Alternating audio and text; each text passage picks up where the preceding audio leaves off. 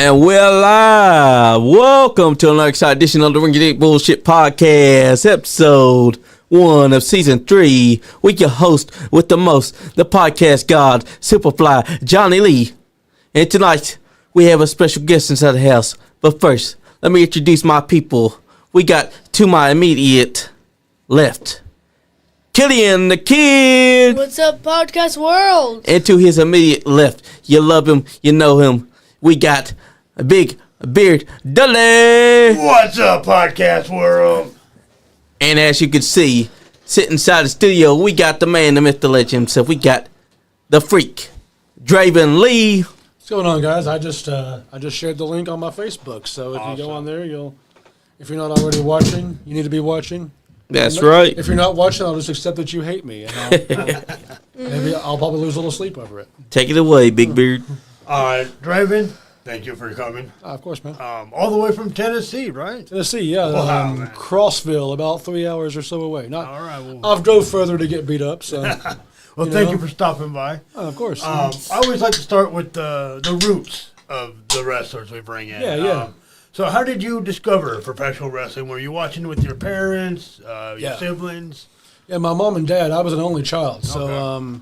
no brothers beating me up or any of that business. But my mom and dad were not huge wrestling fans, but I would say about medium level. My dad typically watched on TV. We had cable on and off, depending on if he paid the bills that week or not. I was born in Marietta, Georgia, so I saw, to me, when I first saw wrestling, I was like, guy in blue trunks, guy in red trunks, whatever. Yeah. But then I saw the Macho Man. And I was like, this is the coolest human being I have ever seen in my entire life. And whatever this is what I need to do. And it was right around when he started wearing the shades and the matching bandanas and the Slim Jim stuff and all that. And that was what caught my eye the most. And then after that, it was probably Sting, and then I saw the Hardys and Steve Austin and so on and so forth. So were you primarily watching WWF and WCW, or did you get some Midwest? Did you get some Georgia Championship? I believe it was mostly Monday Night Raw that I saw first. Okay. Nice. Of course, WCW was right there. They were neck and neck for a while there. Yep. Of course, I saw Sting when he came down from the roof. I didn't see blonde flat top Sting until later. Okay. He had started doing the crow gimmick by the time that I actually saw him. You saw the best version of Sting. Yeah. To be fair, there wasn't a bad version of Sting. Exactly. Yeah. I mean, all versions of Sting was good. You had the Surfer Sting, you had Crow Sting, you had Joker Sting. You also had the amalgamation of Sting. A lot of it was great. So it's safe to say that Macho Man is your favorite wrestler, or does somebody else take the cake above him? There was a post on Facebook a while back. It was like if you could pick a top 4 inspirations. I said that mine was Sting, the Macho Man, and I put the Hardys in one spot together, and then I said Vampiro was probably the other one. That's a good choice. I mean, if you watch me before I cut my hair and all that, Vampiro was a big influence. That's why I kept trying to be a white dude with dreads. Yeah. Even though he's not entirely white. Right. I tried. The struggle was real. It didn't work out, obviously, because here we are. But. Yeah. But it happens. You can actually tell your influences because you have you look that's unique to you. Yeah, I try to separate myself apart. I actually just told a booker this a while back. There's plenty of ugly dudes with tattoos and face paint, so I have to try to set myself apart from everybody else somehow, which is next to impossible to do in indie wrestling. If I knew what I was doing, I'd be getting ready for Raw right now, and I wouldn't be having this conversation. So Exactly. But it shows that in your work, you've had wars with so many. It just shows that you've gotten better, you're improving, you're keeping on the grind because that's the way it should be. Yeah. Because that's professional wrestling. You got to stay on the grind when you're inside wrestling. You can't just stop. You got to keep on going until you knock it out.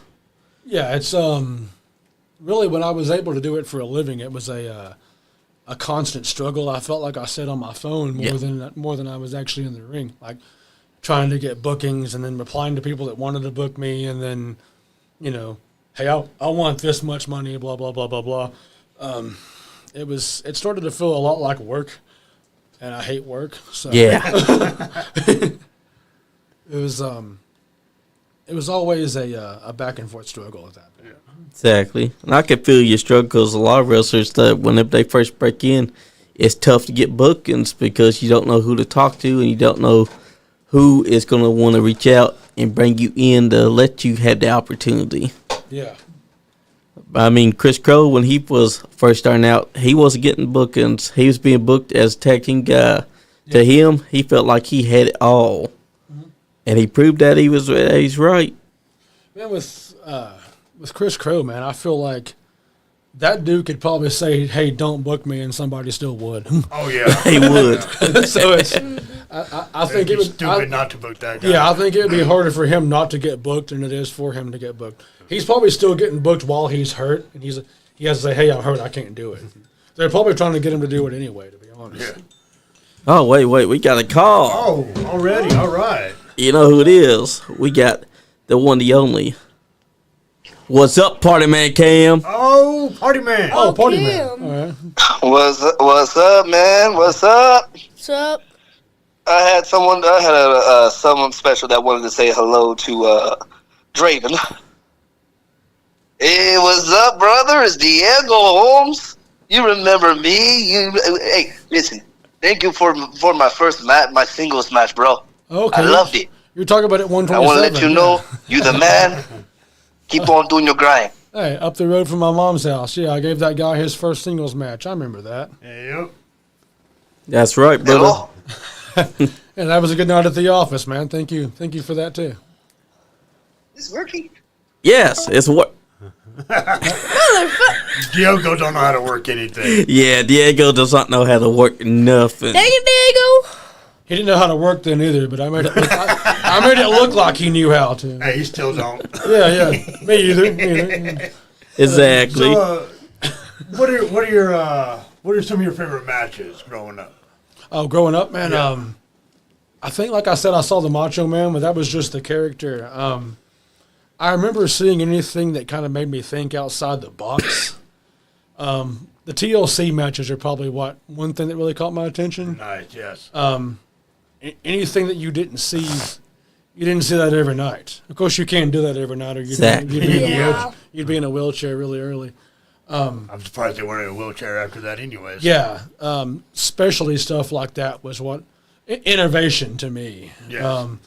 But the fact that they were able to do it and tell a story, because anybody can go out there and swing a chair, of course, fall backwards through a table, whatever. Facts. But they built the story up to the point, like, hey, I have to drop this man through a table. Yeah. I have to slam this guy off a 20-foot ladder because I want to hold these tag titles that bad, you know? Right. It wasn't just, hey, we're going to do this because we want to. Exactly. That's what it takes to be inside the business. You got to learn how to tell a story, because you can't just swing a chair. You can't just fall through things. You can't just put your opponent through things. You got to make the fans care what you're doing. If they ain't caring what you're doing, then you might as well just stop and for sure. pivot. I mean, watching your matches, I've been watching them. You've been able to get the fans behind you. Yeah. The fans love the Freak. Yeah. Oddly enough, man, I've had a lot of promotions hit me up to book me, and they'll say, "Hey, we're going to bring you in as a heel," and I'm like, "Okay, that's fine," you know.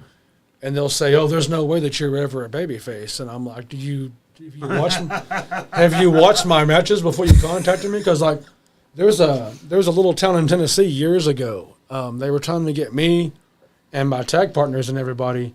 They were trying to get us heat as heels. Yeah. And they had us beat up this football player from the town there. We beat up the ring announcer, and that wasn't working. And we had a buddy that used to wrestle under a mask, and he got paralyzed in a car accident. Yeah. And he was like, "Hey, what if you hit me?"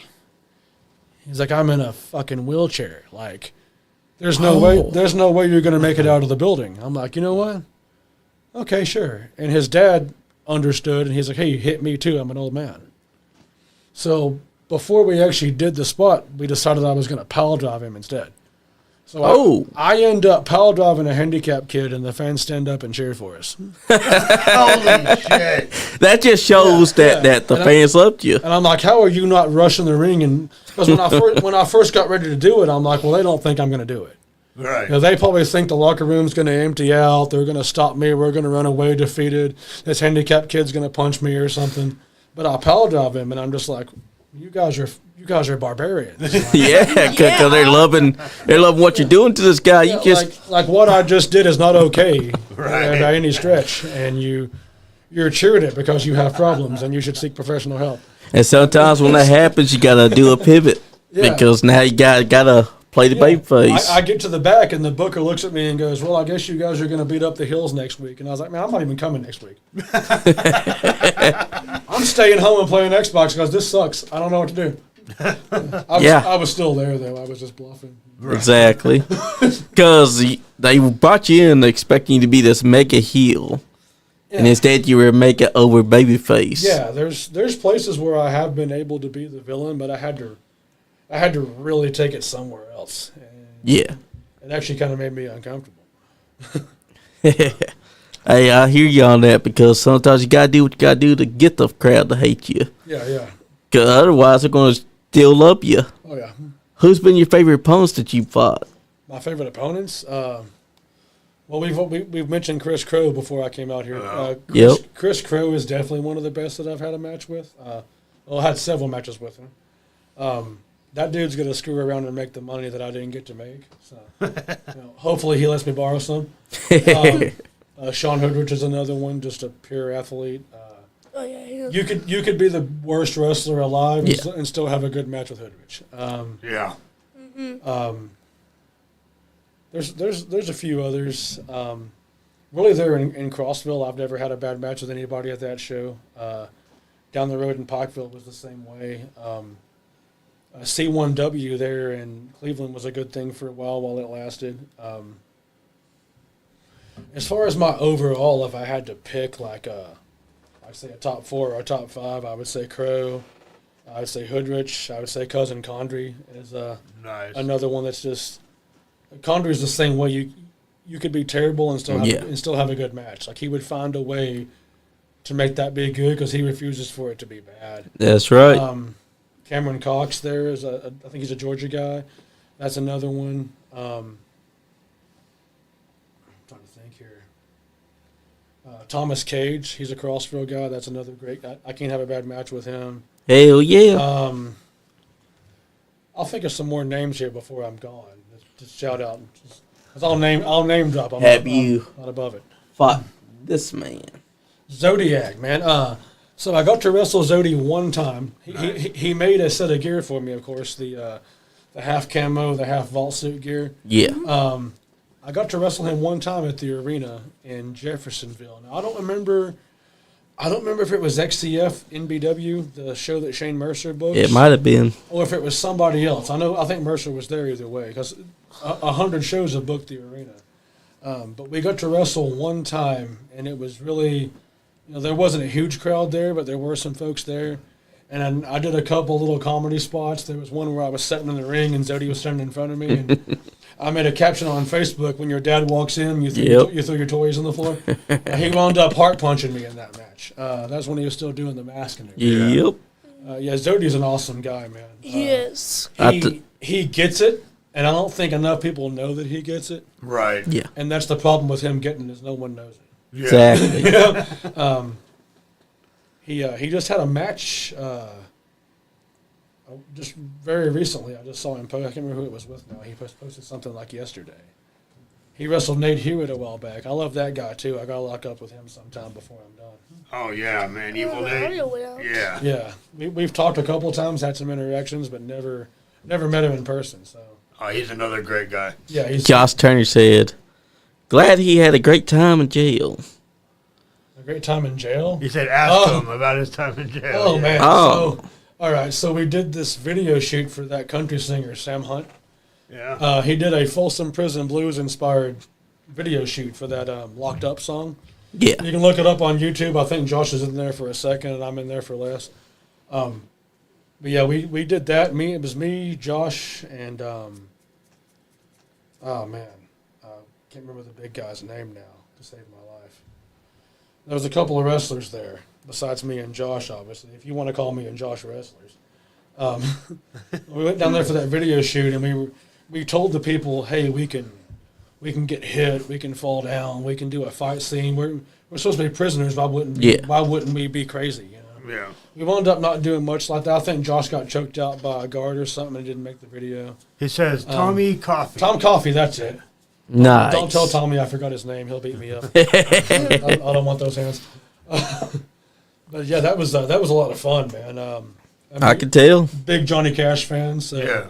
Same here. Because Josh was like, hey, it's based on Folsom Prison. I can probably get you on it. So No, I did a little. They were pretty much accepting anybody that would show up. They paid us $100, you know.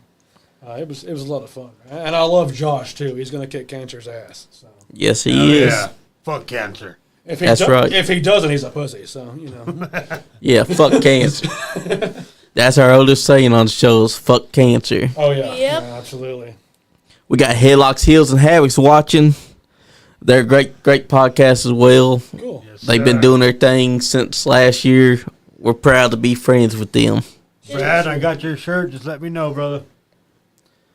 Josh Turner said, ask him about using it as his entrance. Oh, that bastard. Man, so we go to this convention in Marietta, and Billy Gunn's there, some other, couple other wrestlers, mostly like sci-fi actors. Oh, wait. Someone would love to have you at Kentucky Wrestling Federation. Jennifer Lynn, who is one of the owners of Kentucky Wrestling Federation, just chimed in. She said, we would love to have Draven at KWF. Hey, I'm down. I'll renew that license if you want to make a few dates with me. Just message me on my Facebook page. It's under my real name now.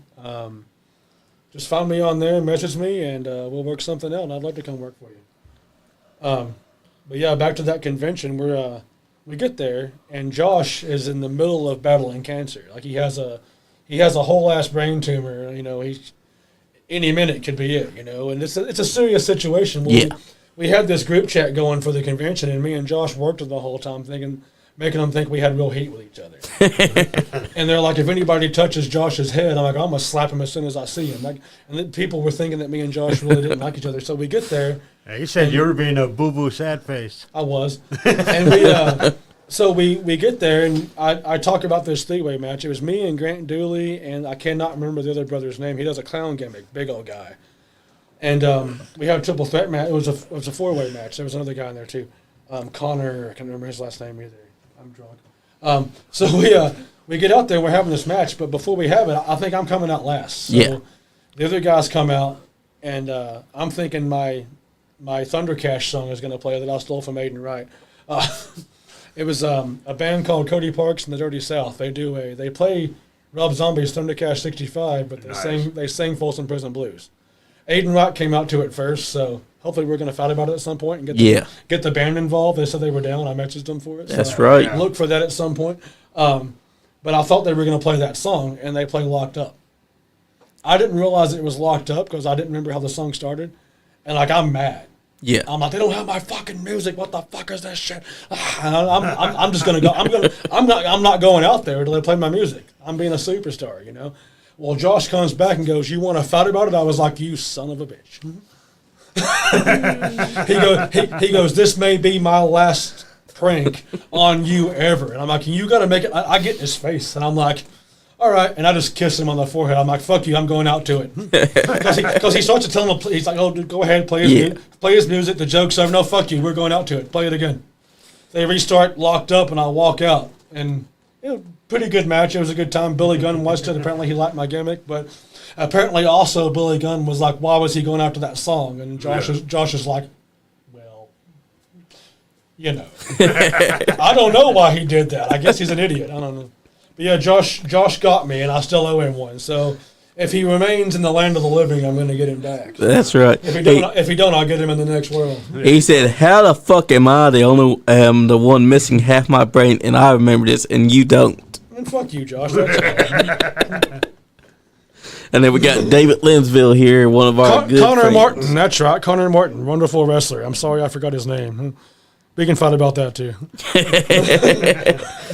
Dave Linsville said, I seen where Jerry Lawler is thinking, about one more match. I think the King should just sit back and not try to go anymore. I like the King, but like Ric Flair, just don't. Yeah, all the old timers go for that last one big paycheck. Yeah, man. He is the King. So Yeah. That's true. If he wants to step in the ring, who are we to say no? Right. Exactly. I never got to wrestle Jerry, man. I met him a few times when I was working for Burt Prentice at USA, the Nashville area. Burt did Dixon, Jackson, Selmer, Carthage, Gladeville. The Star Twins run Gladeville now. Yeah. PWA, fantastic promotion. If you get a chance to check them out, they usually run on Fridays. I've been there a couple times. Maybe I'll go back. But when I was working for Burt, he always had Jerry in and out. And I hadn't. The first time I met Jerry, there was a match going on in the ring, and they had a camera backstage on a little monitor. And Jerry Lawler was like, "Man, I can't see them. They're cutting their heads off when they go up top." I looked over at Jerry, and I was like, "They need that Wile E. Coyote camera." He called it that in WWF when they were doing the. He looks over and he goes, "Yeah, they do." And I thought, "I got to pop out of the King. We're going to be all right." That's right. Yeah, Jerry was super cool, man. Oh, yeah. I heard stories before I met him. Oh, he wants his own dressing room. He won't talk to nobody. Complete bullshit. He came out there. He was talking to everybody, shaking everybody's hand. He was hugging strangers. He would take pictures with guys in the back. He was nice. The King was super cool. So if you hear that he's a dick, that's absolutely not true. He might have been that night. You know, he might have had an. I mean, if you're in a bad mood and you're famous, you're just an asshole. Yeah. When I met him, the few times I met him, he was a class act. So I can't say anything bad about the King. That's good to hear. Renee said, Draven! Who was that? Oh, Draven. Oh, hey. I know you as Denise, not Renee. It's weird to call you Renee, even though that's your name.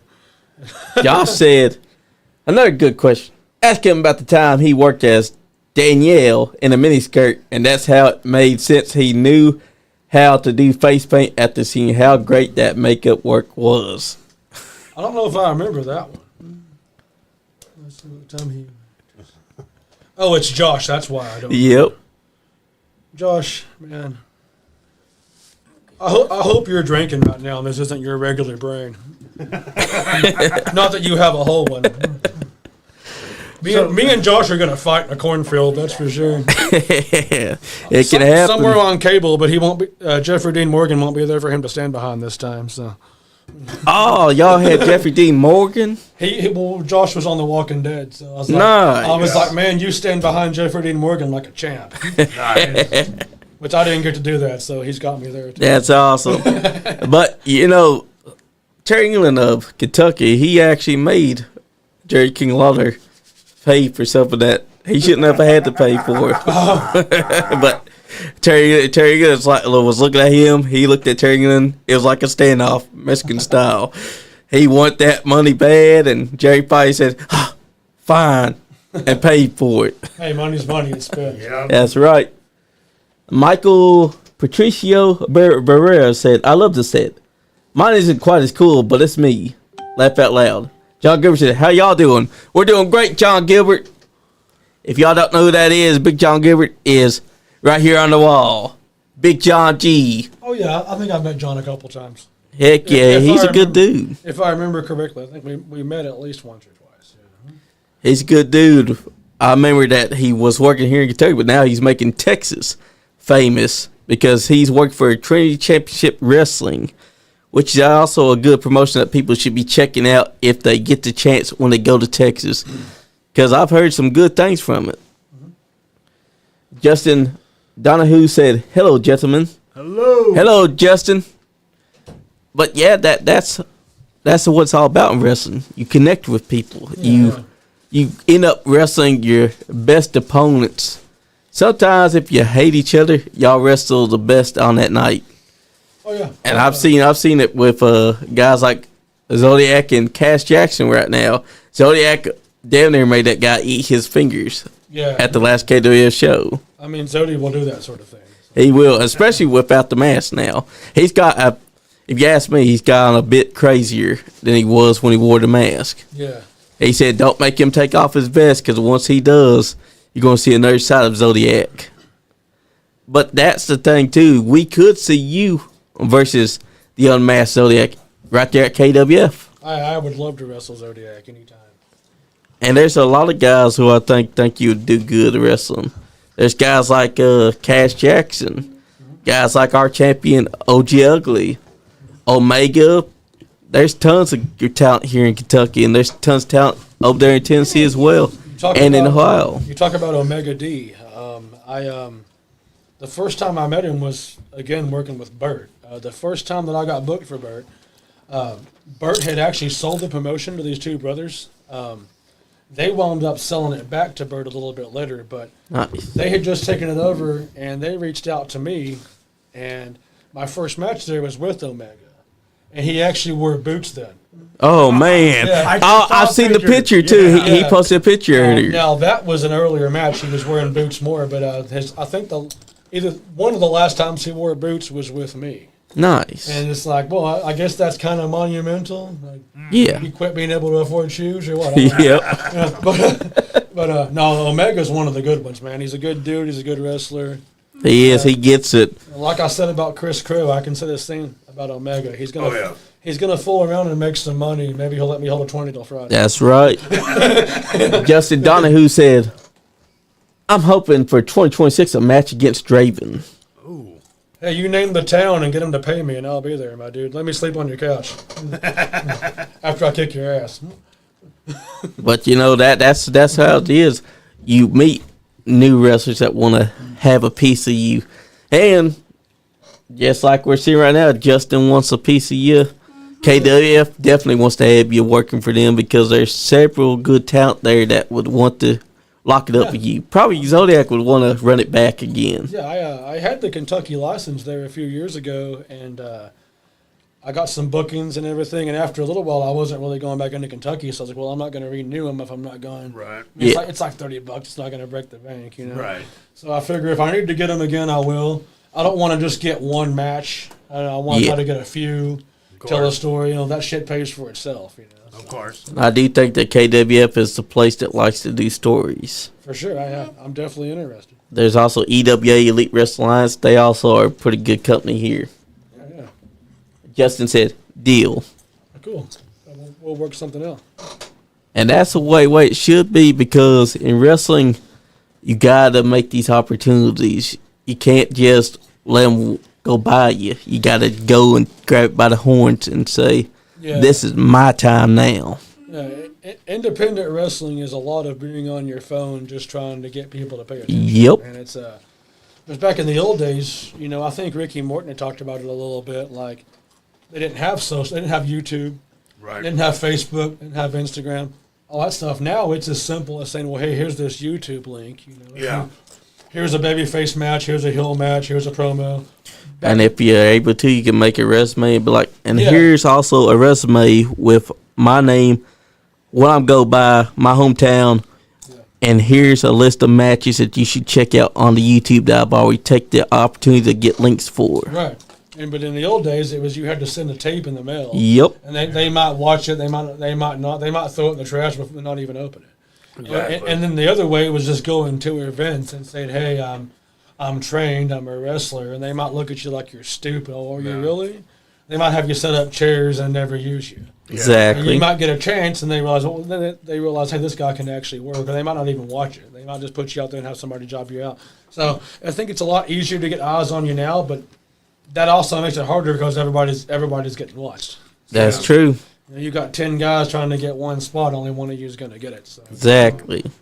You definitely got to be someone that stands out amongst those types because if they're all putting out good matches and you're putting out a good match, you're just going to be looked at like, okay, so he can work. Yeah. What's he got to do with my company? Yeah, and at the end of the day, they're going to pick who they pick. Yeah. But if you can make them want you specifically to be a part of their company, that's a big thing. Absolutely. Like all these new companies around that form, if they want people that are going to be good, all they got to do is watch for the best. Yeah. Because anyone can wrestle.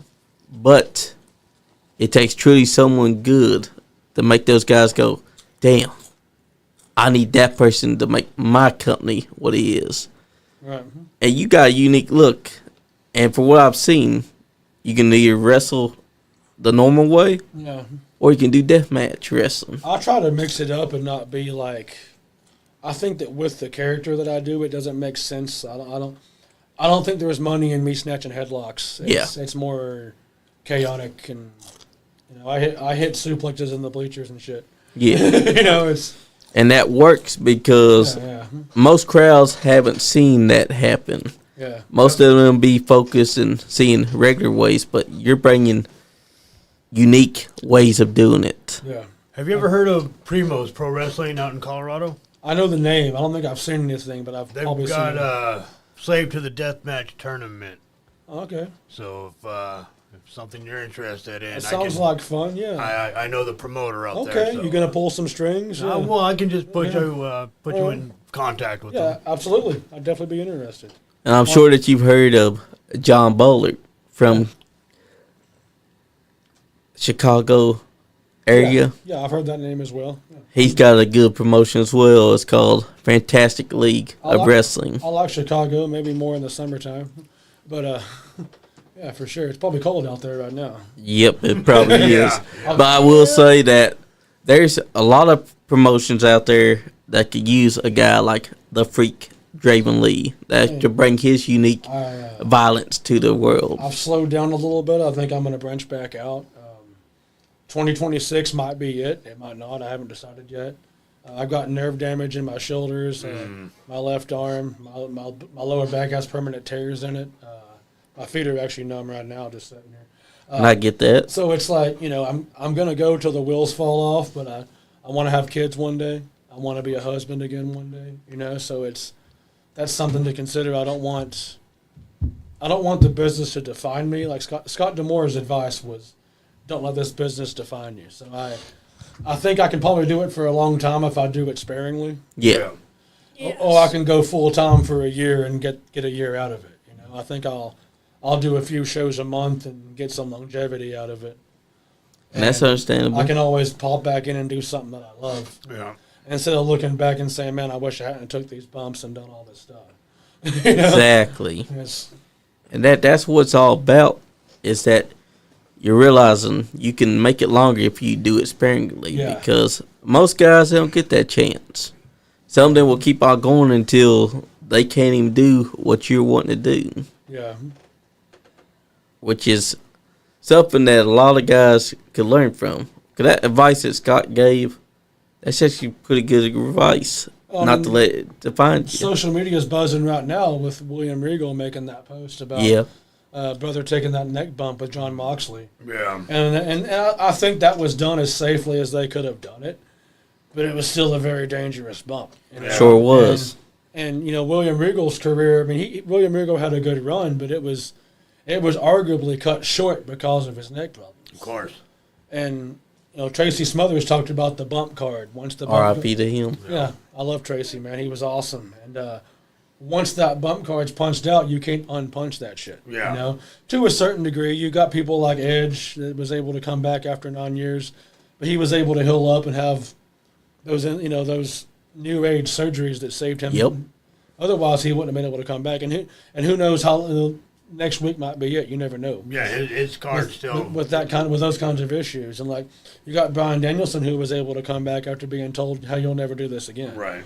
And then Paige Saraya, she Yep. was the same way. "Hey, you'll never do this again." Groundbreaking surgeries and stuff like that have been able to save those people's careers. Yeah. And I don't want to be one of those guys either if I can help it. I don't even have insurance, so they don't provide that in the Indies. Yeah, I You don't gotta pay think for Lloyd's those. of London exists anymore. Yeah, you got to pay for that yourself. Exactly. You got a few road stories that you have that you'd be willing to tell. Oh man, I got those for days. There was. It depends on what you want me to talk about. Whatever comes to mind, brother. That's right. I'll give a little shout out to Jackson Black. Okay. He's one of the JPWA graduates. He's probably not watching because he's an asshole. I should have said. He'll get it later. But yeah, Jackson Black. He's taking a break right now, dealing with some personal stuff. But he'll be back soon. We traveled together through 24 and 25 quite a bit. Went to Pennsylvania, went to Illinois, a few other places. PWX, a show that no longer runs in Pennsylvania, and then there was NWR in Chicago. I'm hoping that they come back. I think that they will probably in the new year. They said they won't, but I know better. We traveled a lot, and he was one of those guys that would sleep half the time. Yeah. But we got some good experiences in there. As far as traveling and going places, fans react to different stuff in different parts of the country. So I love going first so I can get done early, but it's nice to not go first so you can gauge the audience. Right. And I was at a bar show in Alabama one time, and they had these two gay guys there, and they were like, "Look, we understand that we're in Alabama, and it's a bar. We know what we're gonna get. We're not gonna take it to heart. Me personally, I believe two people that love each other should be together without person, and that's after finding God too. But they understood the assignment that night. So look, naturally we're going to be heels, right? Right. So there was this guy calling them all kinds of slurs, and they were first match. Well, I was third match, and the guy that the heel went out first. I came out second. I was in my outer space boogeyman trunks, and the same guy. Oh, you're one of those, blah blah blah. You're gay, blah blah blah. Yeah. Words I'm not going to repeat. Right. You can only imagine. And I was like, hey, you shut up before I suck your dick. And he just stops. That's exactly how you shut him down. Big old burly redneck. Yeah. Right? So I get in the ring and I'm like, hey, I tell the referee, I'm like, fuck everything we just called. Just tell him to listen to me.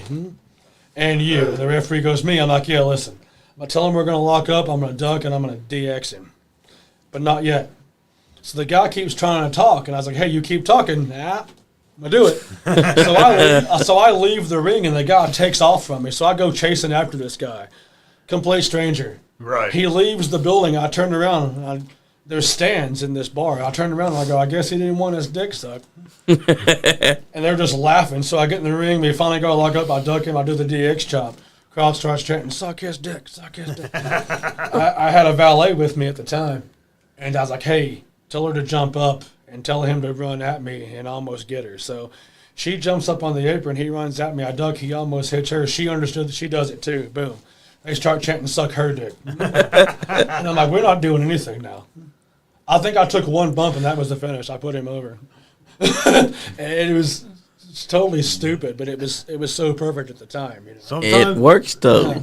And then I've been because I never got to wrestle in Mexico, but I've been over there. Nice. Just as an extra, and there's a lot goes on over there. South of the border. As far as being on the road, man, I haven't seen a lot of crazy stuff on the road. It's all been at the actual events. Right. There's a guy named Mad Dog Connolly. Oh, I know him. Memphis guy. And I'd never wrestled him before. We had a battle royal at NWR in Illinois. And we had a short exchange. We tried to eliminate each other. We didn't get it. They had us to fight to the back, and we were going to have a dog collar match. Well, we wound up not having the dog collar match. It was a regular match. So we talked a little bit in the back, and there's people in the business that don't like me, right? Mm-hmm. So we get out there, and he's hitting me, and I'm thinking somebody paid this man to shoot on me. So we're pretty much fighting at this point. We're letting each other have it, blah, blah, blah, blah. And, of course, my job was to put him over. There's one spot where we're on the floor. He gut wrenches me on the floor. I take it and hop up and flip him off and punch him. Yeah. It's just crazy. I think this man hates me, right? So I put him over. He gets to the back. I get back there. I look at Jackson. I'm like, hey, get my back. Jackson's like, okay. I get back there, and Connolly goes, man, that was so much fun. That's just how he works. Yeah. He likes to work stiff. I'm like, you could have told me that beforehand. Absolutely fantastic guy. Wonderful human being, but he hits like a truck, dude. Yeah. And I've been hit by actual trucks. So, it's, I'm like, man, I wish I had known. Like, what did I do to you? I am sorry for whatever. Yeah, but Amazing guy though. You know, he just hits really hard for no reason. It's his way of doing it. He likes to work stiff. Now, since I mentioned it, we'll probably have to do it again. I don't look forward to that night at all. Well, now that you know what's coming and that it's all set. Yeah. We'll That's just, right. We'll just work that way. That's right. Shit, I only got half my teeth anyway, so I feel like we'll lose a couple more. I feel like that's always been Mad Dog Connolly's thing. He said he likes to work stiff as hell. Oh, he'll take it all back. If he hits you, he wants you to hit him harder. So that's right. That's cool. Shout out to Mad Dog Connolly. That's also how Chris Crow says that he likes to work. He said if they can handle it, he'll give it. Crow's the same way. That street fight we had there in Crossville, that was like that. And he would always tell me, hey, anything I give you, just give it back to me. If I don't want it, I won't give it to you. Right. You know, so That's right. I just kind of follow his lead. I work everybody however they want to work. You know, so Exactly. I take pride in being versatile there. If you want to work snug, I don't really want to, but we can do it. Whatever. Yeah. That's right. I won't hit you any harder than you hit me, and we'll go from there. Dave Linville said, "Who be the one wrestler you wish you could get in the ring with?" One wrestler I wish I could get in the ring with. There's a few that are still wrestling that I haven't gotten to wrestle. One of them being Shane Mercer. We've talked a little bit. Yeah. Eventually we're going to wrestle. He's going to give me that crazy backflip power slam and probably end my That's life. right, the moonsault battery. There's a few others. I want to have another go around with Sean Hoodrich. I've wrestled Chase Stevens several times. That's always a good night at the office. Yep. I've only wrestled Damian Wayne one-on-one one time. I'd like to do that again. Like you mentioned, Unmasked Zodi. That's going to happen sometime next year. Definitely got to. Definitely. Evil Nate, we've discussed. Evil Nate's I have good to wrestle Evil Nate before it's over. And if that's the last match, that's it. That's fine with me. I wouldn't mind locking up with Ricky Morton before he retires. Nice. That's what you never got. I've wrestled him in a couple of tags, but never one-on-one. I love Ricky. I wrestled at his school for a while. We were speaking about this man. He just popped up. Chris Crow said, if you haven't seen the street fight between me and Draven Lee from months ago, y'all have to check it out. Hey, we were actually watching that when he got in here. Absolutely. Right, man. That was a fucking banger, man. Tiffany Boggs' YouTube has the link for that one if you want to look that up on YouTube. That's right. We're there. You got PWA right there. You got Warpath. Yeah, I'm all over the place. That's right. David Matthews. Chris Crow, how's your shoulder doing, brother? You healing up all right? And that's the way that is because you got all these potential matchups. I know Zodiac's down to wrestle you anytime because that man, ever since he took off the mask, he has taken it a step further. He has went another level. I know he was nervous about taking it off. He was like, how are they gonna react? Right. It's harder to put it back on than it is to take. Of course. Because I know Kane talked about the same thing that he, when Kane was wearing the mask, he was talking about it on Steve Austin's podcast. They were like, keep working on your facials and everything while you're under the mask because we may take it off one day. Yeah. Exactly. And I think that bald unmasked Kane was the best Kane. I do too because and I love the mask. Right. So it's hard to pick one there. exactly. He's actually mayor like down the road from me in Knox County. So. Nice. Yep. Knoxville. Yeah. Only got to meet him briefly one time. He was really nice. He was also in a hurry too. Everybody was trying to talk to him. Yep. But that's the truth about the unmasked Kane. When he first unmasked, a bald unmasked Kane was on a whole nother level. He was deranged. Yeah, I loved it. I can watch bald Kane for hours. Me too. And Chris Crow said surgery is on January 19th. Then it's time to rebuild and return better than ever. That's right. So my birthday present is Chris Crow having surgery. That's right. He'll get through it because it's my birthday. That's right. That's the vibe. He'll be back real fast. Everybody keep Chris Crow in your thoughts as he goes through surgery on the 19th. That's right. Absolutely. We're all right behind you, brother. And you've been doing this thing a long time. Death matches. What death match would you say was your favorite one of all?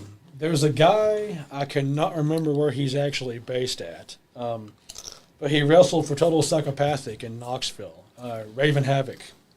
Nice. That was definitely my favorite death match. I mean, we went pretty hard in it. We did gusset plates and all that stuff. I don't do a lot of that.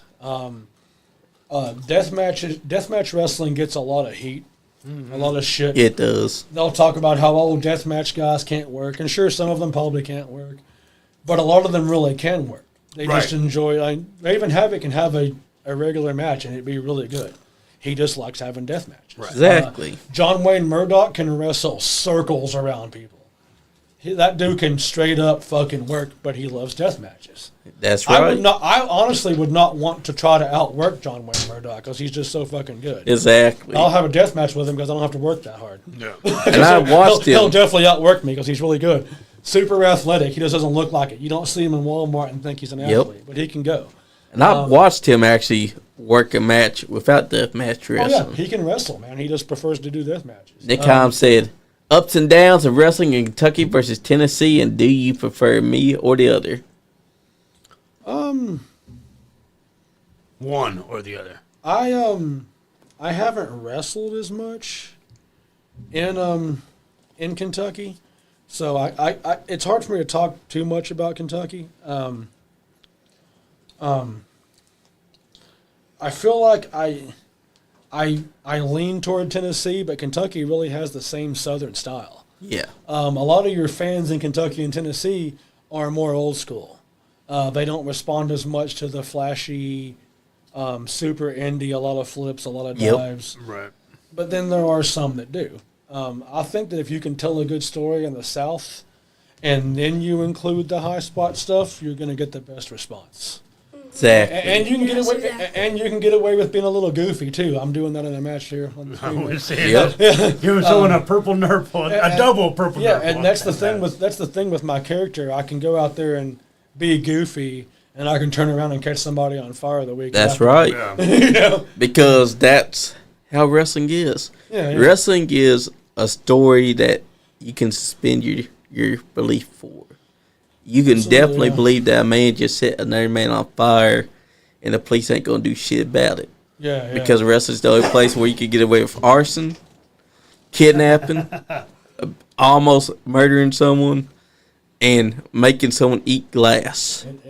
All of those things happen. Yeah. They do. It can get real pretty quick. David Linville's got a question. He said, meant to say, what would you say if someone says it's fake? I know the injuries are real. I think there was an interview where Chris Jericho addresses that, and I cannot remember entirely what Jericho said, but he says that he hates the word fake when referring to what we do. Yes, it's staged, not fake. Yeah, what we're doing is a form of entertainment. I refer to it as we're actors and we do our own stunts. That's right. Yep. You can't have a stand-in or a stunt double. Trust me, I'd love to have a stunt double, but it's not like that. I've been lucky and not had any serious injuries that kept me on my ass for months at a time. I've got the permanent damage I mentioned earlier. It definitely makes things harder, but I've been very fortunate with things not really putting me on the shelf for too long. But the horrific injuries that I've seen, and it's usually doing something simple. You know, a guy does these dives and crazy bumps, and he breaks his ankle taking a hip toss. Exactly. And one little slip up, even the best in the world get hurt doing something simple. That's right. Speaking of Jericho, there was the match with Pac. He was Neville in WWE. Yeah. I think he slid under Jericho and rolled his ankle, and just broke it. Yep. And then Jericho shoved the referee to get disqualified because he was hurt. Yeah. Yep. The ref wasn't calling the match, but Pac's one of the best in the world doing something he's done 1,000 times, breaks his ankle. Yeah. Yeah. Yep. But anyone saying that it's fake or not real or doesn't hurt or whatever, I offer just to hop into one training session. Yeah, take some That's shots, right. take some shots, and take some bumps. Yeah, take a bump, run the ropes. Yes, run the ropes because I'm telling you right I now. run the ropes. I still hate running the ropes. Yeah. Yeah. I don't like to do anything, honestly. They look at those ropes and they think that the ropes are ropes, and what they don't understand is that there's electrical cable inside those ropes. So when you're running them, you're going to be hitting your back no matter what. It depends on the actual rope. I know Rob Van Dam was talking about how ECW had the garden hose and the cable, and then WWF had the actual rope. Yeah. And they were looser. So when he went to do the moonsaults and all that stuff, it was way different. He had to learn how to do it differently on the actual rope. My back still hurts from on the ropes. Yeah, it will. Yeah. It will for a few days. Yeah. And trust me, they try and say that the ropes are fake, but there's nothing fake about the ropes hitting your back and leaving welts. No, absolutely not. You have to get your body callous to that. That's right. I think the Undertaker mentioned how he went to more of the part-time schedule, where he was doing WrestleMania, and he would do like a couple of months of live events leading up to WrestleMania. He's like, I didn't hit the ropes for 10 months or so. Yeah. He's like, your body gets callous to hitting the ropes, to taking bumps, to getting hit. So that's why he got that storage building with the ring in it. Yep. And he had one of the Cologne brothers come and train with him, so he could get back. Being in shape and being in ring shape are completely different things. That's right. Yes. Like I look, you can tell I hit the gym, but there's guys that don't hit the gym at all that are in better ring shape than me. Of course. Yep. It goes a long way because you don't do it for a while. That's why when you're out with an injury, it's like, man, I got to hit the ropes. I need to roll around. You take that first bump, it feels like you're getting shot. You haven't done it in so many months. Exactly. It's Got to have that ring rust burned off. Yeah, absolutely. Mm-hmm.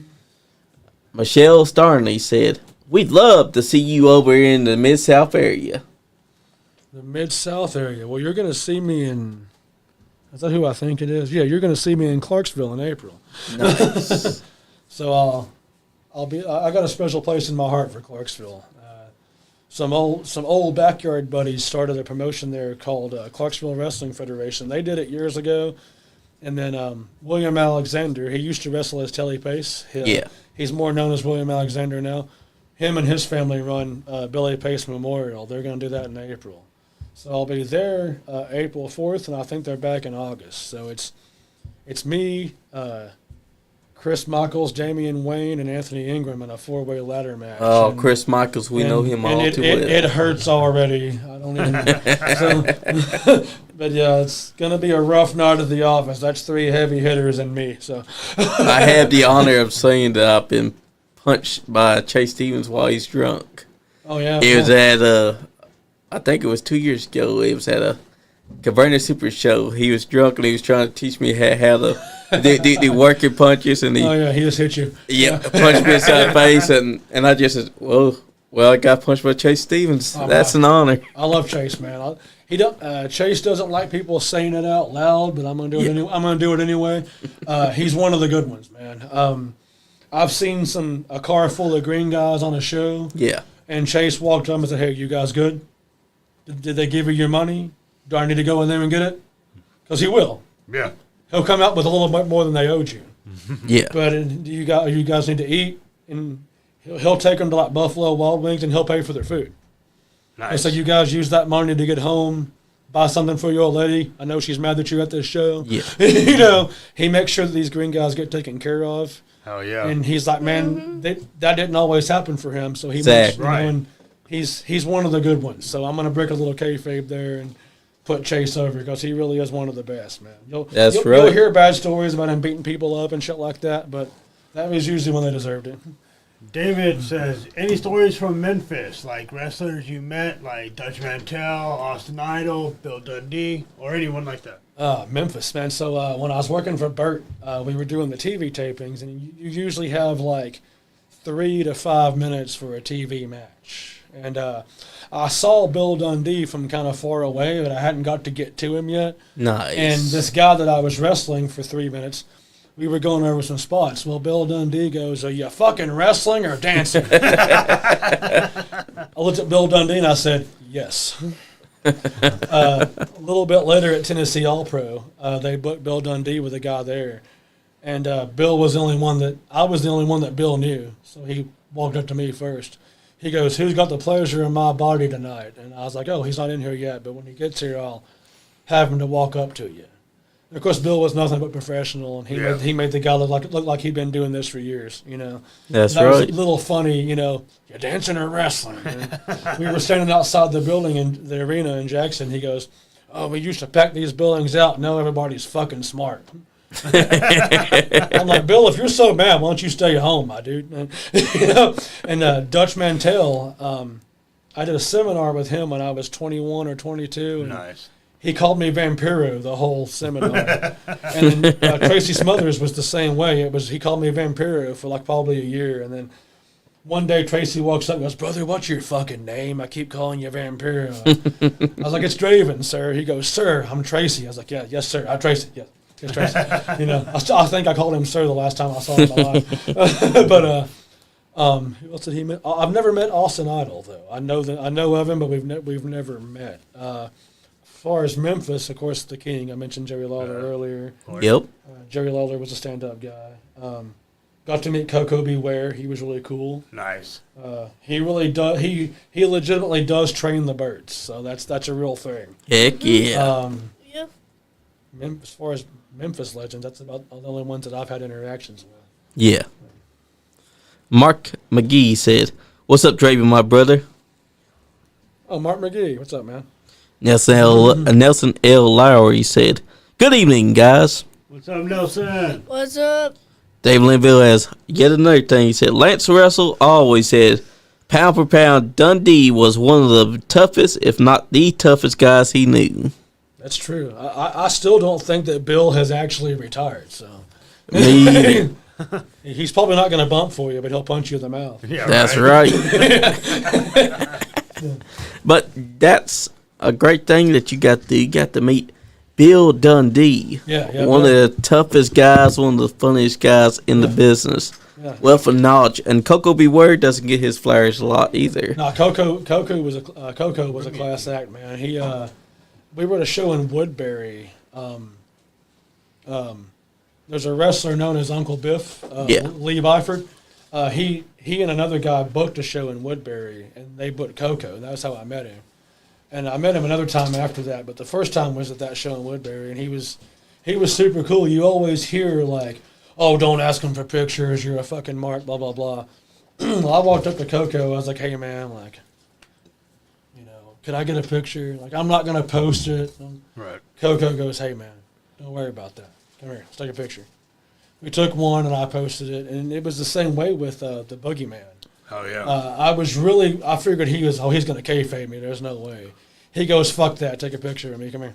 Nice. So and Tracy Smothers said, "Take the fucking pictures." Yeah. That's right. And Tracy wrestled a fucking bear, so Exactly. nobody else's opinion matters to me. You wrestle a bear, then you can talk to me. And like guys like Bob Blaze said, Bob Blaze, the legend of Kentucky wrestling, he said, "Always get the pictures because there will be a day where you're going to be wanting to look back and you're going to realize I didn't stop to get those pictures." They talk about how, you're a fucking mark. Of course I'm a fucking mark. That's why I wanted to be a wrestler. Exactly. Everybody was a mark. Yeah, How'd you get in the business? They talked about guys doing that, and then I think it was X-Pac posted on social media and said, "Hey, if you're on an indie show with me and you want a picture with me, I would love to take a photo of it." Yeah. That's right. I only met X-Pac one time, and he was really fucked up. It was before he got sober, so I didn't get to take a picture with him. He was super cool though. He had it out with the promoter when he first got there, and then he got over it and he came around and talked to everybody. Super nice guy. Exactly. Yeah.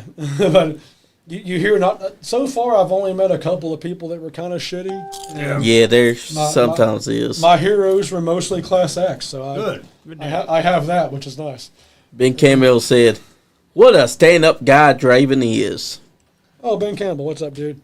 I just sent him some merch a while back. The last I had left with my Jack Daniels ripoff T-shirts with the 666 on it. I don't do that anymore. I don't swing for that team anymore. But we're going to replace that with a 13 and put them back out. So That's we're right. looking for that sometime in the future. And that's a good thing about X-Pac is that he's letting people know, hey, take the fucking pictures. Yeah. Because you hear everyone try to say that y'all shouldn't be taking pictures, but what they need to understand is that everybody was a mark. You can't be a professional wrestler if you wasn't a mark. Yeah, you hear about how, like, I have a lot of old schoolers tell me, like, oh, the old school guys got into it to make money. And I'm not saying I wouldn't love to make millions of dollars. I don't think anybody here wouldn't love to have millions of dollars. You know, I've not paid my rent before because of professional wrestling. Yeah. And I have paid my rent because of professional wrestling. So I've been on both sides of that spectrum. They talk about how it's certain things you don't do. You know, you don't do this, you don't do that. It's like, I've broken most of those rules and still been somewhat successful. Exactly. they go back about, oh, you don't let your girlfriend come around, you let rats pay the way, blah, blah, blah. And I always broke all that stuff. I didn't really give a shit about it. They, going back to the pictures and not being, if you're still a fan, you shouldn't be a worker. Edge talks about still being a fan. Yeah. Still watching matches that he's not in. He talked about the 9 years that he was out, he still watched on and off. Right. Exactly. Randy Orton still watches wrestling.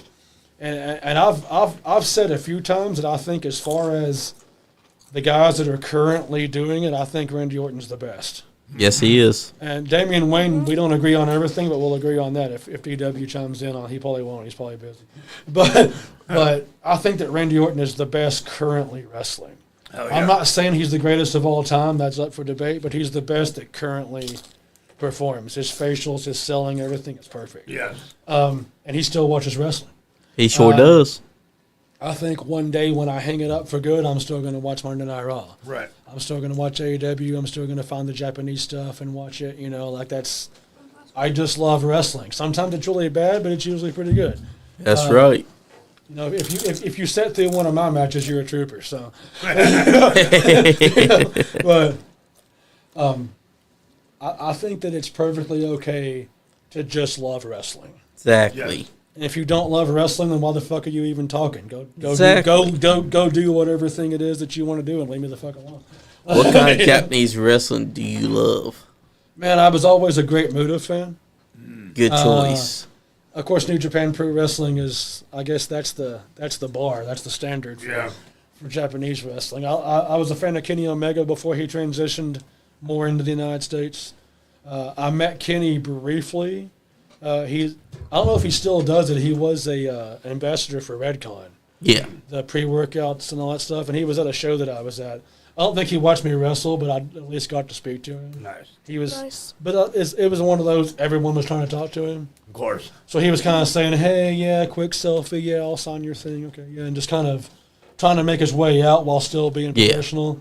But he seemed to be. If you got him alone, he'd probably chit chat, Yeah. But Okada is another one. The Rainmaker. Yeah, Ibushi. Yeah.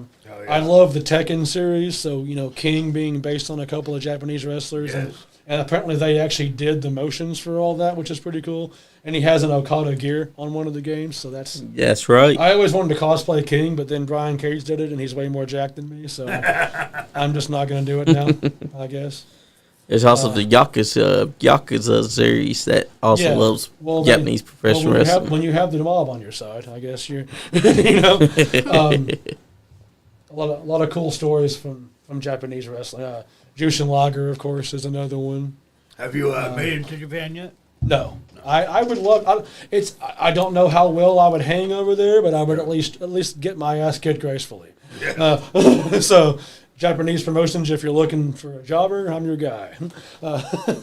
Just pin me, pay me, like Al Snow said. Have you watched some Hayabusa? I love Hayabusa. Hayabusa was a god among men. Yeah. Yes, he was. May he rest in peace. I hate that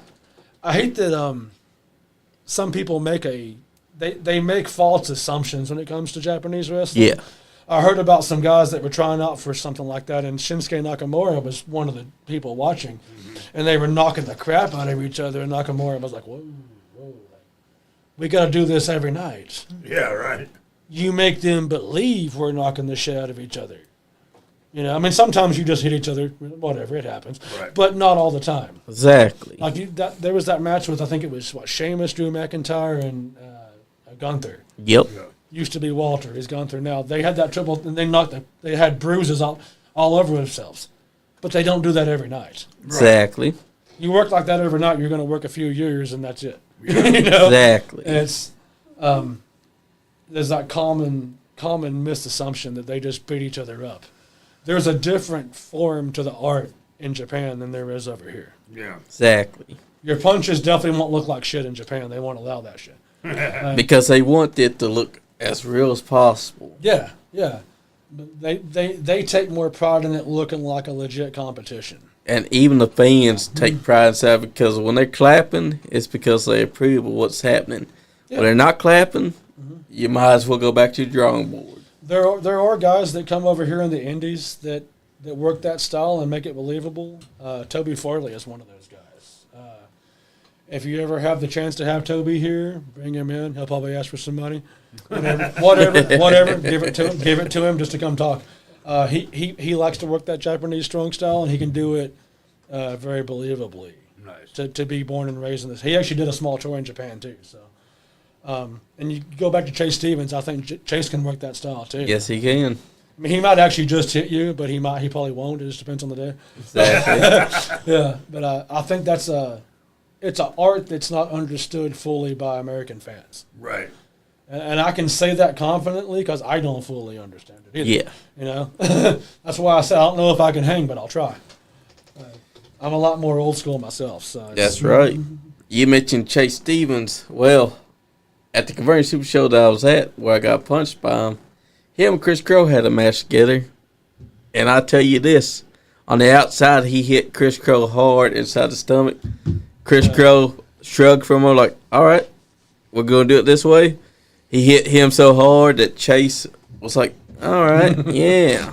And then they start working stiff. They had to establish that boundary there, I guess. Yep. Because at first they were working it differently than what Chris Crow was used to. But once he felt that punch to the gut, that's when Chris kind of did a little shrug like, all right, we're going to work the way I usually like to work. And then they start beating the hell out of each other. He got suplexed onto the outside, got thrown over the barricade. Jimmy Wallace was getting pissed off. Ray X came over there like, no, bring your ass back over that barricade. There's a rule here. You can't be having them over those barricades because Commission here really did lay down the law. Right. Because of all the bleeding and all that happened back then for IWA Mid-South. Yeah. Well, Commission kind of does that. There's some states that you can't bleed in, even if it's by accident. Yep. You get popped in the nose, if you're bleeding, you got to get out. Yep. Until it's not bleeding. Yeah, I was at a show one time. I forget what state I was in. I think it might have been Indiana. I don't remember. But the booker was like, "Don't bleed." He's like, "Not only can you not bleed here, I also got a new canvas." And we're like, "Okay, yeah, we're not gonna bleed. Cool, no problem." So I'm in a match, and I hit the ropes, and I give the guy a tackle, and he drops down, jumps over me. We do a bunch of stuff. Well, I wound up arm dragging him, and I've got him in like a little arm hold here. And the referee's like, "Draven, you're bleeding." I'm like, "What?" Oh no. I'm like, "Are you high? I'm not bleeding. What the fuck's wrong with you?" There was a little wire exposed in the rope. It got me like right under the armpit. I mean, you could barely even see the cut, but I was bleeding like I had been shot. Just running down. And I'm like, oh, shit. I'm getting fired. So I just leaned back and kicked the guy really hard and leave the ring. And I'm like, what's going on? I didn't do this. So they grab a towel real quick. There's no blood coming from, so I go back and finish the match. But it looked like I had been lacerated. It was a tiny, like not even centimeter or so, Yeah. But that little wire just poked in and poked out and just opened me up like a gunshot wound. Oh my God. And of course, it was me. They already didn't like me. Lucky they booked me anyway. Now they're not going to bring me back. And the fact that it was inside a state where you could not bleed. Yeah, so I had two problems. I'm like, I fucked up his canvas. I broke the law. I was probably going to do that anyway. But they made it easier for me, I suppose. But that has happened in Kentucky wrestling too, where accidental bleeding has happened, and the promoters had to quickly stop the match. Otherwise, Commission was going to get pissed off. To me, that's a petty rule because it's like, what if I get popped in my nose on accident? Yeah, exactly. Anything can happen. What the guy understands that yes, IWA Mid-South used to love bleeding 24/7 every match, but there comes a time where you need to be more relaxed on the rules when it comes to bleeding, because sometimes accidental bleeding can happen. Sometimes you might actually do it the hard way and not even understand that you just did it. Yeah, well, the fans will usually get pretty pissed. It's like, I know in WWE it's happened. I can't remember who it was with now, but I can remember blood accidentally happening and they coming out with a towel and the fans chanting, "This is bullshit." Yeah. It's like, they may not have planned to bleed, but sometimes shit happens. And you bring gimmicks into it, it's even more of a risk. Exactly. And you can't stop a match just because bleeding happens, because the fans, once they see that, they're like, fuck this show, I'm not coming back. You're liable to get popped by accident. Exactly. Because Anyways, the blood makes it look 10 times better. Makes the fan flavors even more real. It's believable, That's right. Believable. Yeah, it adds to the story. I hate seeing a cage match without blood. well, that's what they're doing. They're trying to condition us to get away from that. Kevin Owens and Sami Zayn had that street fight, no blood. The Survivor Series, the War Games, no blood. Yeah. So At least a couple of people should have been covered in blood. yeah. Definitely, especially a War Games match, 'cause that's the I one think match they're where should conditioning- happen. They're conditioning the newer fans to Be more family friendly. not worry so much about the blood. Yeah. Exactly, because that's what it's supposed to be about, is that if you're inside a War Games match, you're supposed to bleed. If you're inside a match that's Street Fight, you're supposed to bleed. Imagine a death match where it says it's death match, but there's no bleeding at all, and the weapons were never used. Yeah, you very rarely see a death match without blood. I think Exactly. That's part of the whole thing about a death match. Yeah, the gonna blood be- becomes part of the Yeah, gimmick. it's going to be Exactly. lots of blood. Yeah. And that's the whole point, because if it's a death match, you gotta expect it's just gonna be bleeding. Yeah, Either on the back, the arm, the head, the nose, ears, maybe eyes. You never know where it's gonna come from. Yeah, for sure. Mhm. And people's gotta understand, in wrestling, you gotta let the blood flow, especially when you're inside of a match that's designated as being hardcore. Yeah, Right, I lose for no reason. I'll on YouTube watch some hardcore matches and bleeding. I'm like, that's the reason I thought it was real.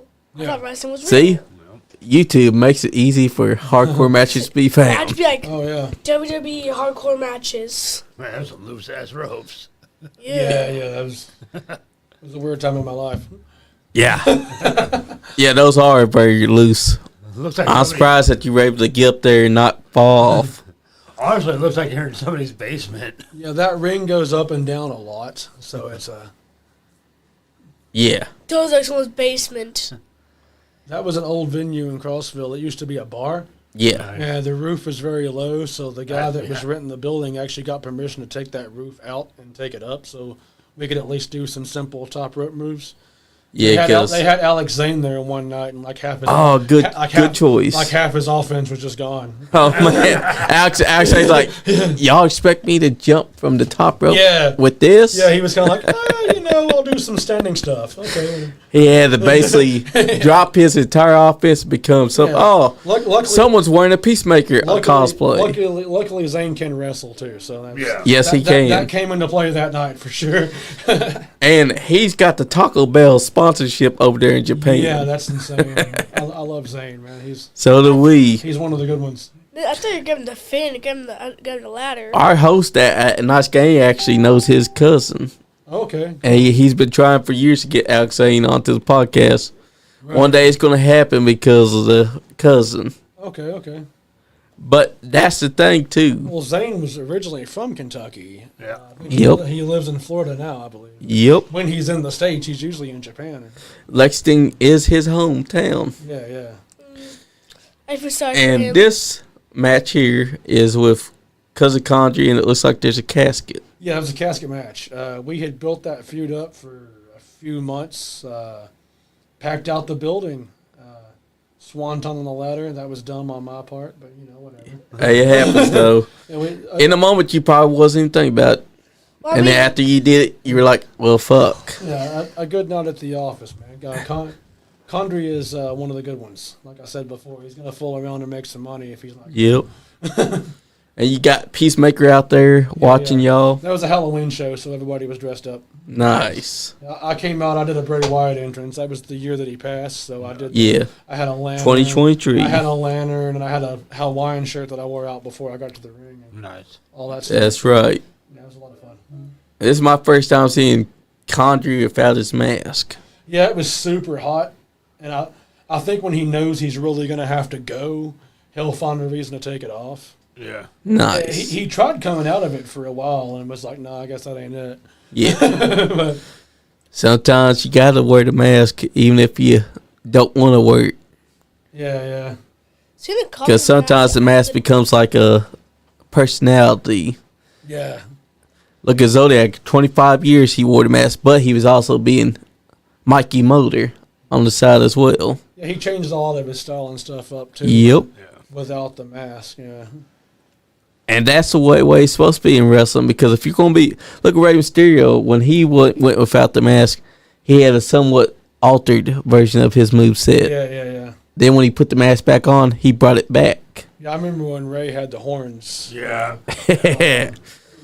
I liked his Phantom-inspired costume that he had at Halloween Havoc 1997. That one always goes down in history. Oh, yes. Yep, because Eddie Guerrero was beating the hell out of him and ripping the mask in half and trying to expose his face. Yeah, I remember they just brought out the 2K game and they added all that on there. The Halloween Havoc Yeah. and like the I don't know if it's Road to WrestleMania or what it is. And then I remember one of the It's a old showcase, I yeah. remember one of the old games he was on unmasked. I think it was the only one he was on with that version of it, Yep. if I remember correctly. And the reason why he wanted the mask back, because when WCW had him take his mask off, it was because Eric Bischoff for some reason thought the mask isn't marketable. Yeah. But when WWE brought it back, they said, hey, we can make this work. And they did. Yeah. Kids bought those masks left and right. You know. I mean, to me, like Rey Mysterio is the luchador. Yes, he is. Nice. He's the guy that a lot of other luchadors inspire to be. Yeah, there's people that don't even watch wrestling ever, and they understand, well, luchador, that's Rey Mysterio, right?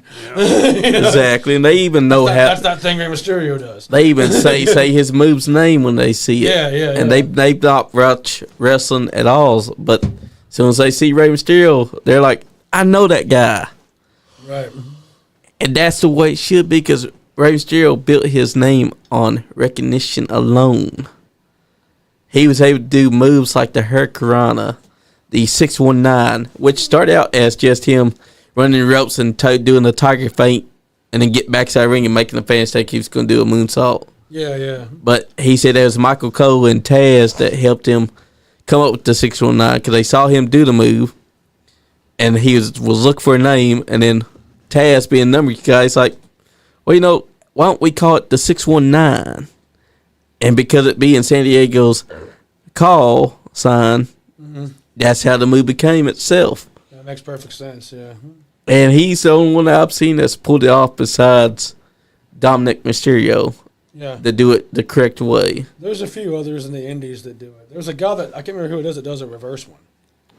Where Oh, he swings out forward and comes back. I can't remember who it was. that's a nice one. Yeah, I just can't remember who it was. Jason Kincaid does it with, he usually gets like the stairs or a chair, and he does it from outside the ring and comes in, and Nice.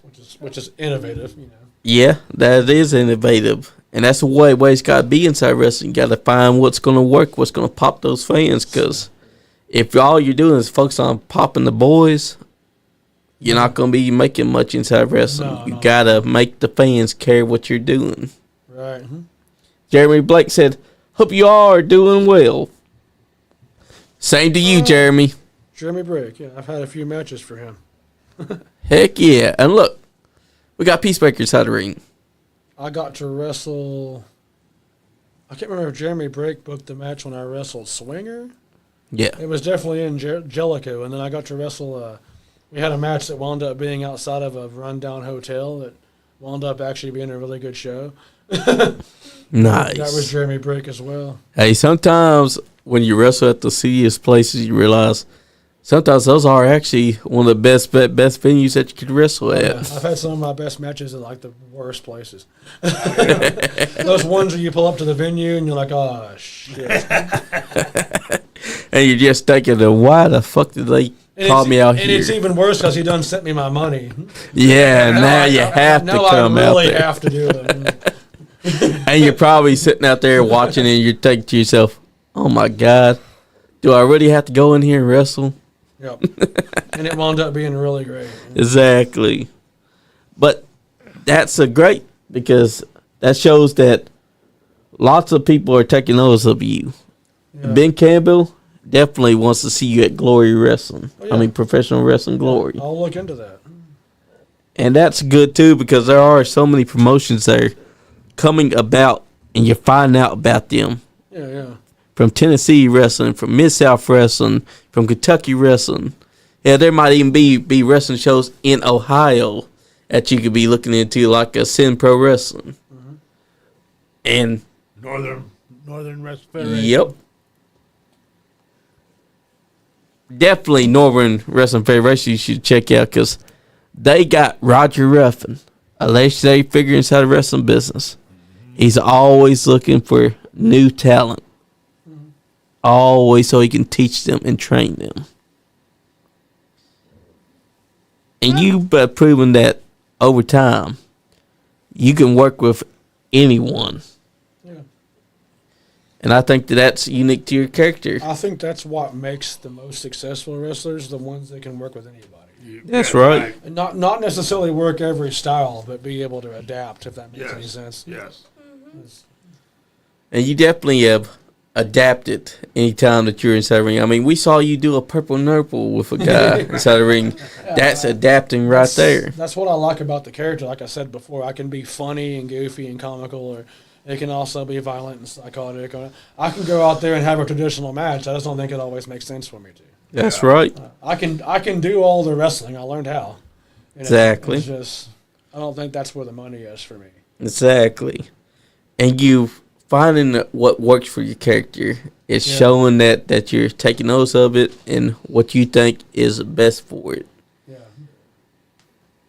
And I think that's the best way of doing it whenever you're a wrestler, is to gauge how you feel is going to make you the best money. How you feel is going to make the fans either hate your guts or love your guts. You want to get the best either way. That's right. Yep. You either want them to chant your name or go home and pray that you don't make it home. Exactly. And sometimes you might instill a riot. Sometimes Yeah. you might not instill a riot.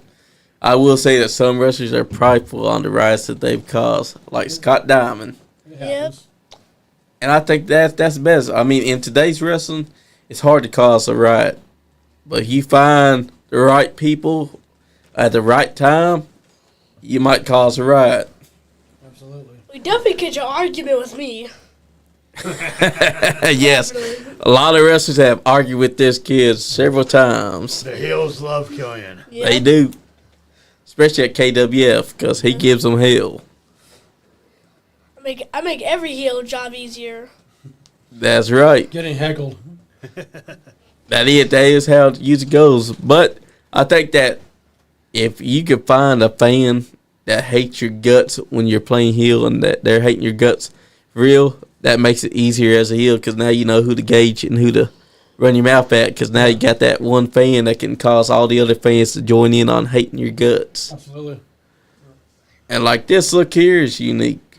You got the camo, you got the Draven Lee on the back of your vest. Yeah. I also like that the face paint is half and half. Yeah, I did the half sometimes, and then other times what I would try to start doing later was, for a really big match, I'd do the full face, and then for a regular night, I'd do the half. And it works. I use acrylic paint because I like for it to come off during the match, because it looks more like a battle. Yes. I thought about using the liquid latex; it doesn't come off at all. Yeah. But I think it looks more legit if it comes off. And plus, acrylic paint is what Sting would wear for his face paint. Yeah. Like, if he was wearing the liquid one, it would never ever look good. All his face paint always wore off during the match. Same thing with Sting, yeah. In a big match like that, at the end of it, he'd have the death lock hooked, and the face paint's like barely there. Yep. And he's just, and it looks like a battle that way. It does. Makes it look even more real. I see that you got a Jack Skeleton tattoo. Yeah, I've had that one for a while. Nice.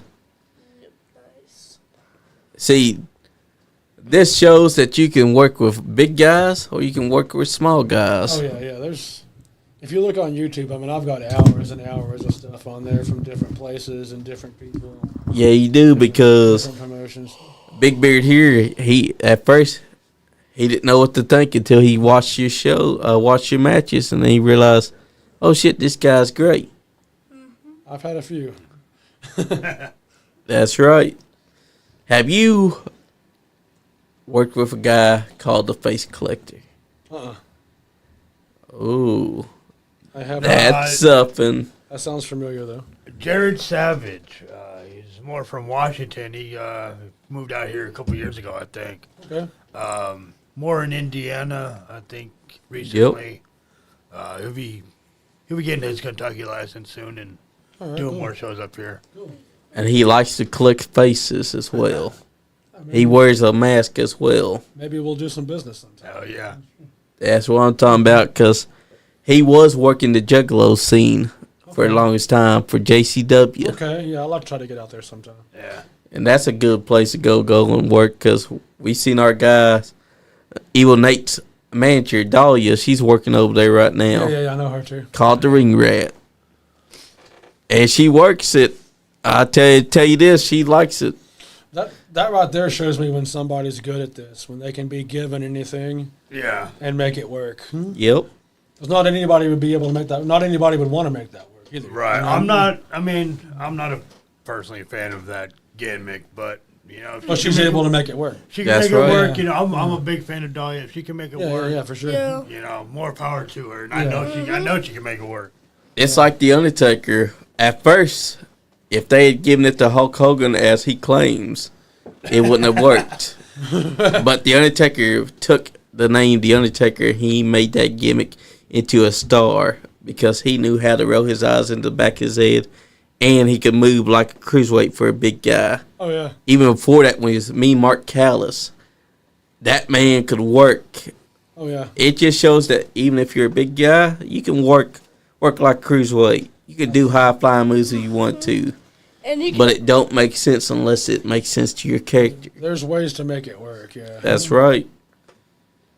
And that's what you've done with Draven Lee. Mm-hmm. You found what works for him, and you kept with it. You stuck to it. You know what's going to make you that money. Yeah, I try to think outside the box. Oh, yeah. I don't know where the box is or how big the box is. But it's Omega has just chimed in. Omega said, Draven, you know what? Lee. Oh, Omega. What's up, dude? That's what it's all about. We were talking about when you used to wear boots and it was weird. Yes. I can agree. It looked weird. Don't ever seeing do it, that again. Yeah, we all saw that picture you posted, man. That was, Like I said, my first match with him, he wore boots, and then me and him and Damian Wayne wrestled a triple threat match for Burt. That was one of my favorite matches ever. We did the deal where I went to go for my elbow drop, and Omega popped up, stopped me, came up for the superplex, and then Damian Wayne sunset flipped and powerbombed Omega, and I took the superplex. oh, shit. Oh, man. I went fucking flying. And we actually both elbow dropped Omega D that night. So Nice. he actually has a better heart now because of that. Nice. We just kind of jump started it. So he's going to live like a lot longer because of that now. He said you're one of his favorite humans he's met on his journey. nice. I love you, my dude. I appreciate that. That's what it's all about. And you know what? 2026 could be a year of you and Omega again running it back. Well, we got to do it at least one more time. I don't have that much left in the tank. He might take the rest of it. He likes to hit. He likes to hit really hard for no fucking reason. You know, I'm tired. True. He's working his style. I love it though. I'm here for it. Earlier, we did have Nick Depp watching as well. Oh, shout out Nick Depp. And he's a guy that likes to work hard as well. I had a good match with him there in Gladeville for PWA. Nice. He posted a video on TikTok of him hitting me with the enziguri and the way that I Yeah. sold it. I was like, you see, I sold that like the rent was due, so now that's why it got over. Oh, yeah. Exactly. Because that's the way enziguri should be sold. Yeah, you gotta sell. A lot of people be treating the enziguri like it ain't powerful, but that move can do things to Oh, people. absolutely. One of the people that I've seen that would use it is X-Pac. I've also seen S.A. Rios use the enziguri, and it was effective. You don't see much moves from the past being used today, but if they was to be used today, I guarantee they'd get over just like they did back then. A lot of things just. I want to say it was William Regal. I think Hogan talked about it when he wasn't being a jerk off. Yeah, There was talk about how the moves, how everything changed over the years. yeah, Like when Jake Roberts hit the DDT, that was it. Yep. Now you see DDTs all the time. Yep. I mean, to me, if I'm in a fight and I grab your head and drive it into the ground, if I don't knock you out, you're a bad motherfucker. That's Yeah, right. Yeah. Same thing with a pile driver. The pile driver has actually killed people. Like, Yeah. It that has. that should be a finisher. When the leg drop was a finish, of course Hulk Hogan was 300 pounds. I guess that adds a little bit of oomph to it. But now you see a leg drop in every match. You see dives in every match. Yeah. You know, when Jimmy Snuka dove over the top rope, oh, what the fuck is that? Now they do it all the time. Yeah. You know, it's Exactly. everything, I guess, has evolved. Feuds used to last longer too. Yes, they did, because that's how you made the money, is that you kept the feud going until you had that blow-off match. Yeah. Dakota Wilson said, "Take a drink for me, Draven." Take a drink for you. All right, I can do that. Here we go. And that's what it's all about, is because it's showing that you have made connections with them. They feeling it. Yeah, that They all is- know Draven Lee. That is. Let me see if that's who I think it is. I think that's the guy that sold me my car. That's enough tips.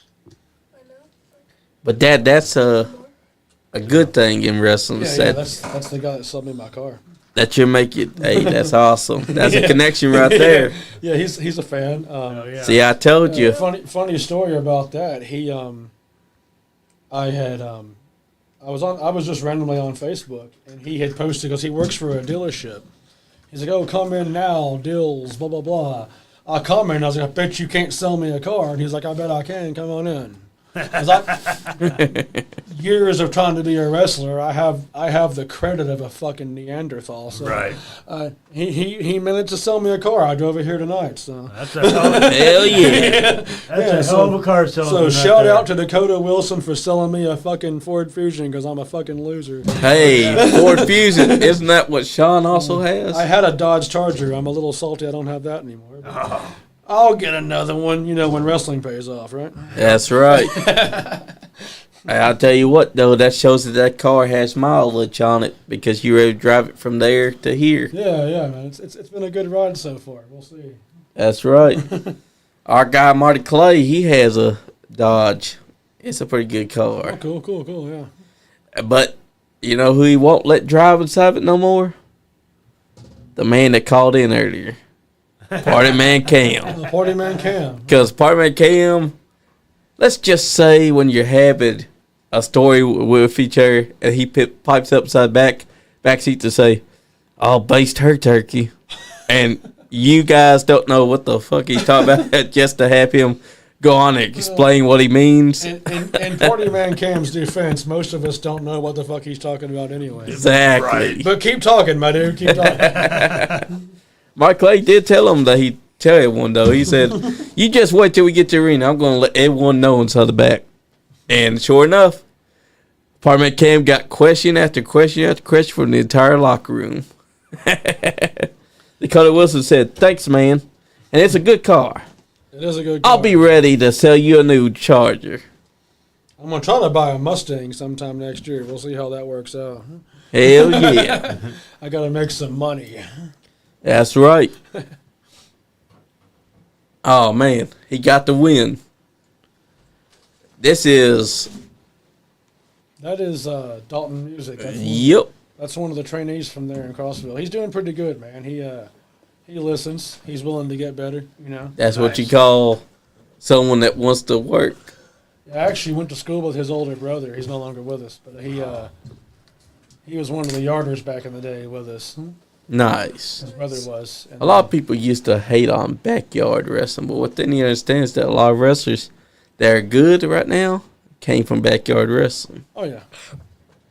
And I've actually, back in 2008, was watching a fed that was called ICW, just like how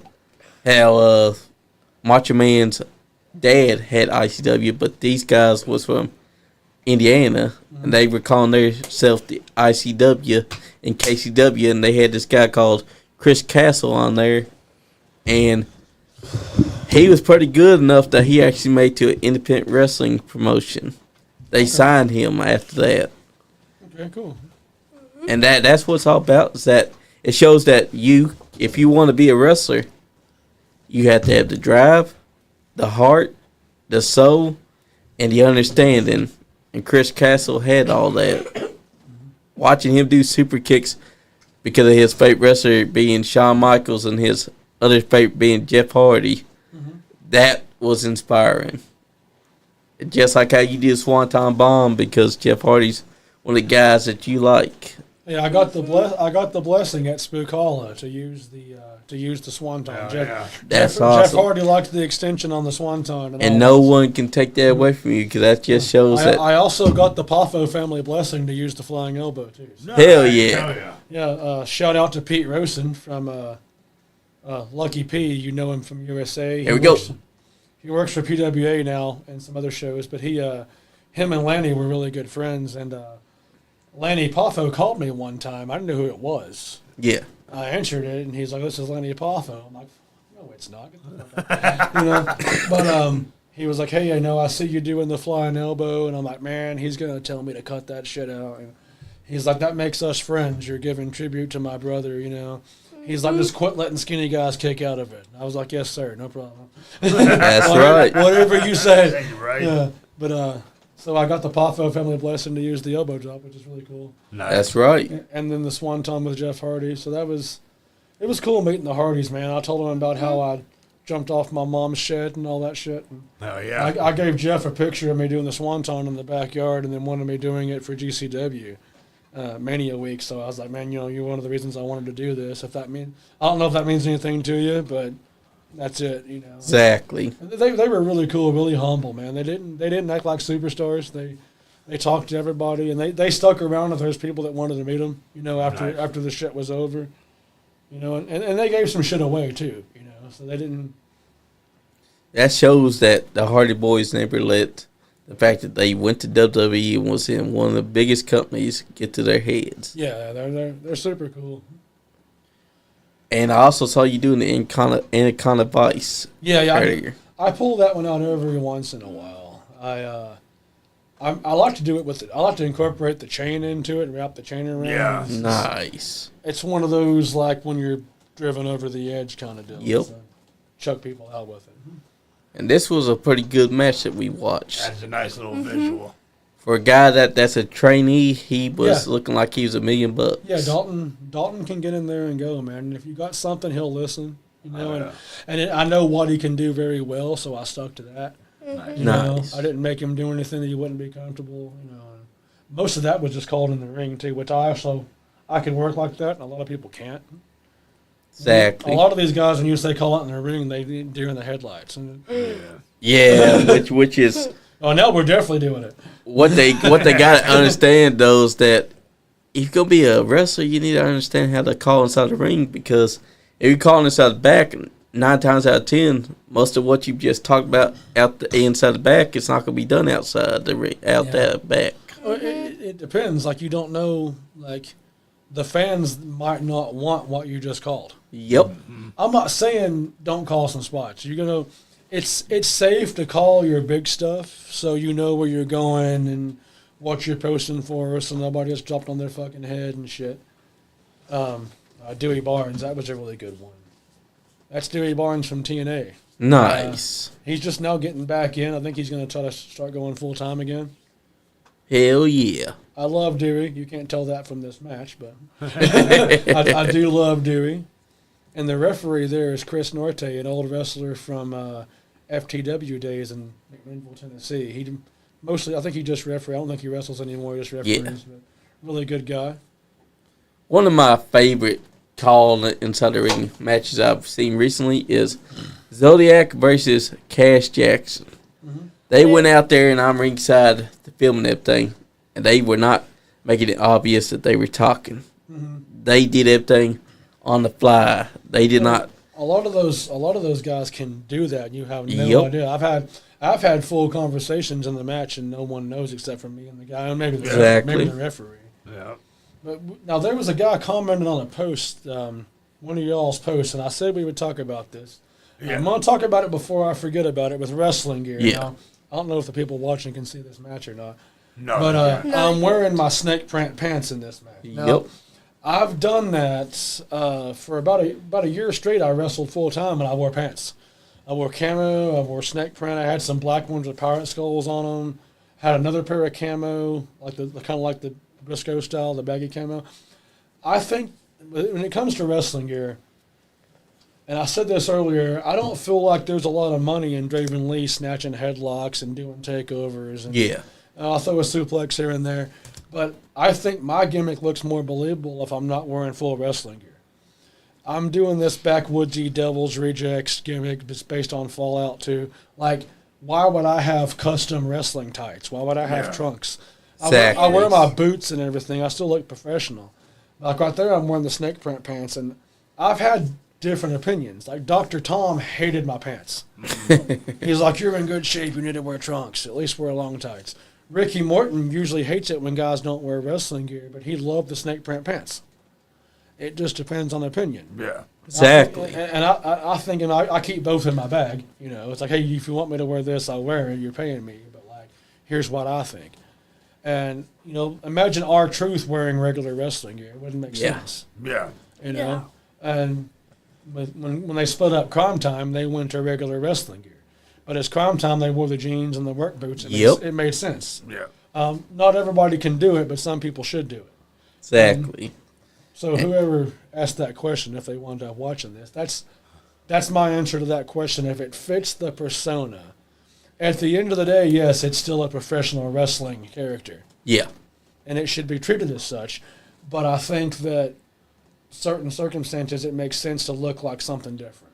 Yeah. I think Draven Lee makes more sense in like my pants and stuff. But I tend to lean toward traditional wrestling gear because I think that's just more professional. But it depends on the story you're telling. Like here with Dewey, I'm wearing my snake brand pants. Yep. I think I can get stuff added to that and make it fully custom to where it represents me and not anybody else. Yeah. Exactly. Of course, you always wear pants in a street fight. That's the golden rule. Yep. But somebody didn't tell Kurt Angle about that. Yeah. We got to. Love Kurt Angle, by the way. But it's, like I said, to answer that question, I think it depends on the circumstances. If you're doing a character, a gimmick, if you will, where it makes more sense to wear street clothes. It also depends on the promotions, too. Some promoters straight up just frown upon it and don't want to book you. Yeah. Yeah. So always have some custom tights or something in your bag just in case. Always Definitely. even if you wear shooter shoes and kick pads, always carry some boots just in case. That's right. Just be nice when you kick me with those boots or I'll cry about it. That's right. But it's the truth though, what you said. Yeah. If they make sense wearing wrestling gear, wear it. But if your character is supposed to be like a dead man and something, don't wear that kind of stuff. My whole idea was Rob Zombie started lifting weights in the Fallout universe with some pirates. There you And go. we know Fallout very much. Yeah, that's a lot of the gimmick has to do with that. And it just depends on the day too. Like Exactly. I got the gear that Zodi made that's based on Fallout. So Yeah. Yep. you know, I got to get Zodi to whip up some more stuff actually. And any time that you're able to wear the snake print pants instead. I think it just depends on how I feel that day. Yeah. Like I like to wear trunks, and sometimes I don't like my legs, so I wear my pants. Yeah. I'm not tanned in like a month, so I don't know what I'll wear. Exactly. I might just keep my shirt on next time. We'll just- I mean, you saw what happened when Sting was supposed to be a world champion. Eric Bishaw's opinion was yeah, he's not tan enough. Sting always looked great. Oh, he did. And he did his last meet and greet in the paint, which is crazy. He did. Yeah. Yeah. Never got to meet Sting. He was one of my inspirations, so maybe I'll get to before it's all over. Yeah, because he's still going to be doing meat and grease just with no longer inside the paint. Gonna be really weird. Yeah. Yeah. Because he's going to be doing it as Steve Borders That's with big, Sting's name. the big old white beard. Yeah. That's right. I really like the old man Sting look. Like Yeah. he came out in AEW a while back with the gray beard. Yeah, I was yeah. like, to me, that just looks like he's battle tested. That's right. You don't fuck with that guy. You know, that's And Scott Steiner made a joke about how Sting was the long lost Steiner brother. Hey, we got Ricky Lynn Powell watching. That's one of my buddies. Heck Right. yeah. Heck yeah. That's a long-time wrestling fan, man. He's been going to shows pretty much his whole life. Nice. We won't talk about how long that's been. But But that's what wrestling does. It brings together fans and wrestlers because whether you have your guts hated by them or you're loved by them, the fans are still going to remember what you've done. Yeah. Because look at all the wrestlers that have ever had heat with fans. The fans remember those guys for the jackassery that they've done. Yeah. And if they've done it right, that right's going to be remembered for years. Yeah. And that's a pretty good frog splash onto you. That's Dewey Barnes. Uh-oh. And We got to run in. Here comes Matt Starr, and I think that's Landon Bradley. Yeah. Nice. That's at PWA in Gladeville. Nice. The Starr twins, man. Matt and Nate. I don't know if you know much about them. They are legit twins. Identical twins. They were Burt Prentice's main guys. Nice. Now to break a little kayfabe here, when I was in USA, there was talks about putting the heavyweight title on me, and Matt Starr was the guy that spoke for that. So Nice. Nice. I never forgot that. So, and he knows that, but I want everyone else to know it too. Ricky Lynn said, Draven, Draven, Draven. He always chants Draven. He always buys me beer. He always buys me beer too. So Nice. Nice. just two reasons to love Ricky Lynn, dude. Camaraderie. Yeah. That's what he is. I Camaraderie. am my father's son, and he was an alcoholic. So That's right. here we go. And we got a PWA as well. It's called Pro Wrestling Alliance Kentucky.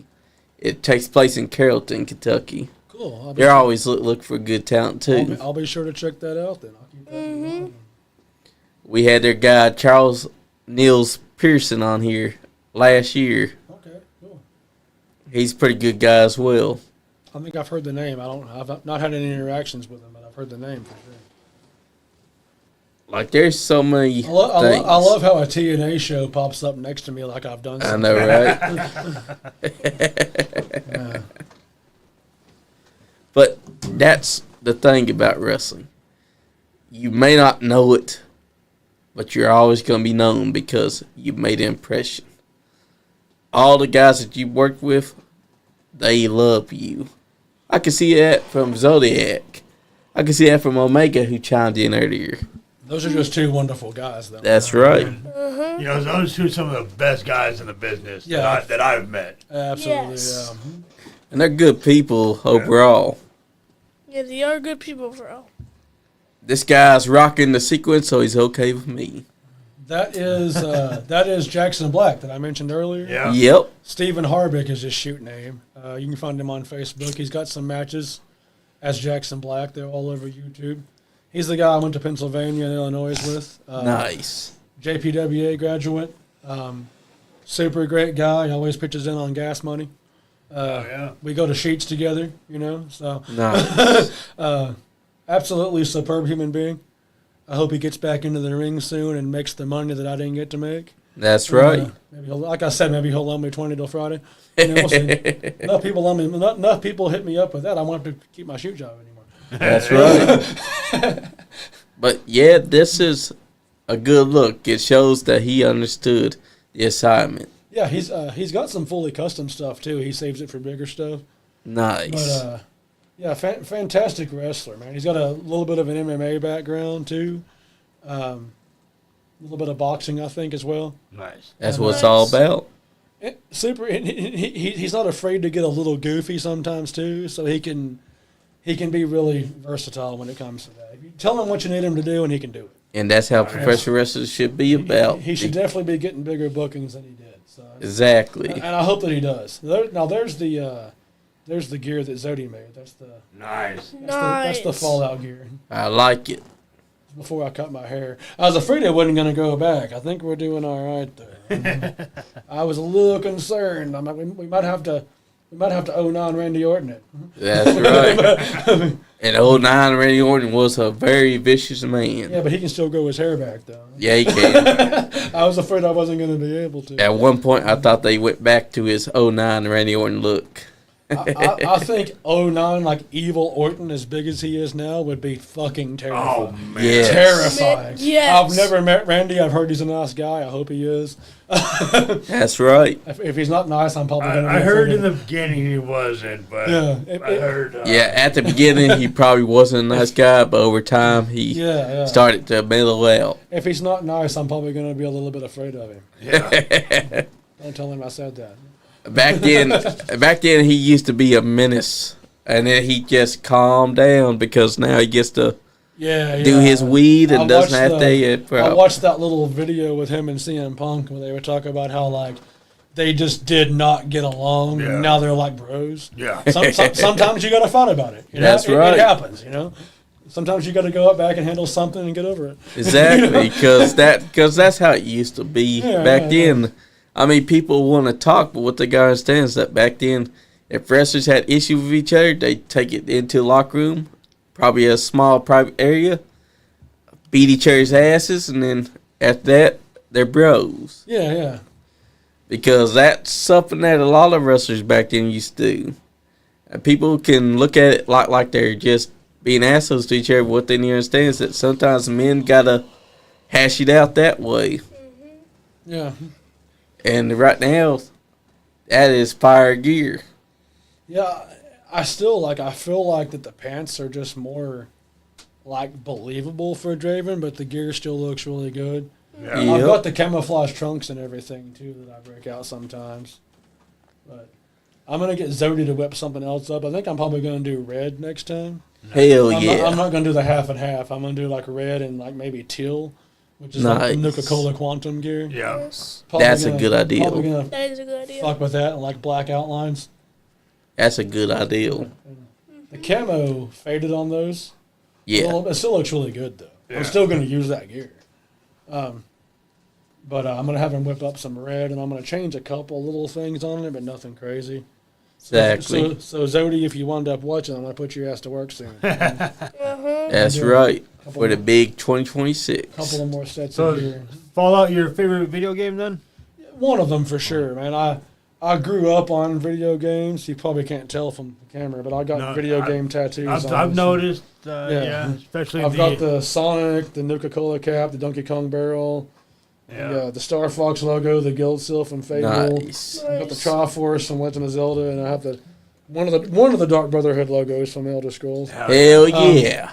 It's to me, video games have besides pro wrestling, like video games have always been a release. Yes. Same. You know, no matter what sucks in your real life, you turn that game on, you can be anybody. That's right. That's You know, right. It's, they say gamers don't have a life, but I think gamers have many lives. They do. They do. That's a little quote that I saw. I can't remember who did it or I created them. But And also, video games are that good escape from yeah, and from your shitty life. and a lot Like of- you could be sick. Video games help a lot somehow. Distract Yeah, you. absolutely. Distract you from feeling like dog. That's and right. A lot of pro wrestlers, have gear that's inspired by video games and Yeah. movies and TV. The Marvel and DC universe have been big in Oh yeah. pro wrestling Yes. gear, and characters in general. I always think it's cool to see something like that. Exactly. And that's what I've also done. Professional wrestling is one of my favorites, but video games is also in my heart. Absolutely. Comic books as well. And that's something that you incorporate into your wrestling. So you guys ask all the questions. So what would the Superfly Johnny Lee wrestling gimmick be if you were a pro wrestler? If he was You're a pro looking wrestler, at it. well, he would be a cocky heel. I gotta see. You know what? You think Godfather Okay. meets classy Freddie Blassie. I can Yep. see that. You gotta have the cane, Yeah. Yep. the strut.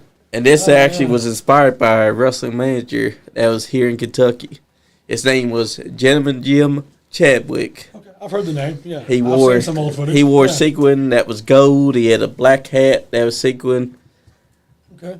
I wore this the first time ever at the Gentleman Jim Chadwick tribute show for New South Wrestling here in Kentucky. It was at the Armory, Okay. and his wife actually gave me praise because I only watched him once, and that was on a YouTube clip. I saw what he's wearing. I was like, I gotta have that. So I And wore that's it, cool that the family gave you that. That's, Yep. That's always a good feeling, yeah. and that was night that Superfly Johnny Lee was created. Cool. And I try to be heel, but they always try to put me as a baby face, even though my gimmick is a baby And face. that's what I'm saying, dude. Like I said, I followed after a handicapped kid and got cheered for it. Yeah. Now, Exactly. Now, there's some places where I get heat, but I think it's just the look. Like, I'll take the bright colors away and darken it up. There was a show that used to run where I grew up in Fentress County, Tennessee, little area. The old elementary school that I went to is now a performing arts center. Yeah. They don't run anything there now, but there was a promotion there called 127 Pro Wrestling. I was a babyface there because it's my hometown. Yeah. And I went away for a little bit, and I came back. And there's a county commissioner up there. His name's Justin Miller. He does Elvis impersonations, blah, blah, Nice. blah. He's a fully trained wrestler. Yeah. A lot of people don't know that. So to turn me heel, they had him to come out as a guest general manager, and I attacked him. Hell yeah. Beat him up, drug him around on the floor, stomped him in the face, told his kids to fuck off, all this different shit.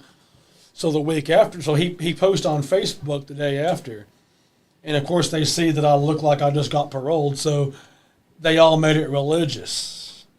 And they're like, of course, oh, God will protect you from this evil man. And I'm a Christian now. Yeah. I wasn't at that point, but they made it religious. So the week after, he's like, hey, I'm going to get answers from Draven Lee. I'm going to ask him to come out here, talk to me man to man. Why would you want to attack me? I thought you were my friend.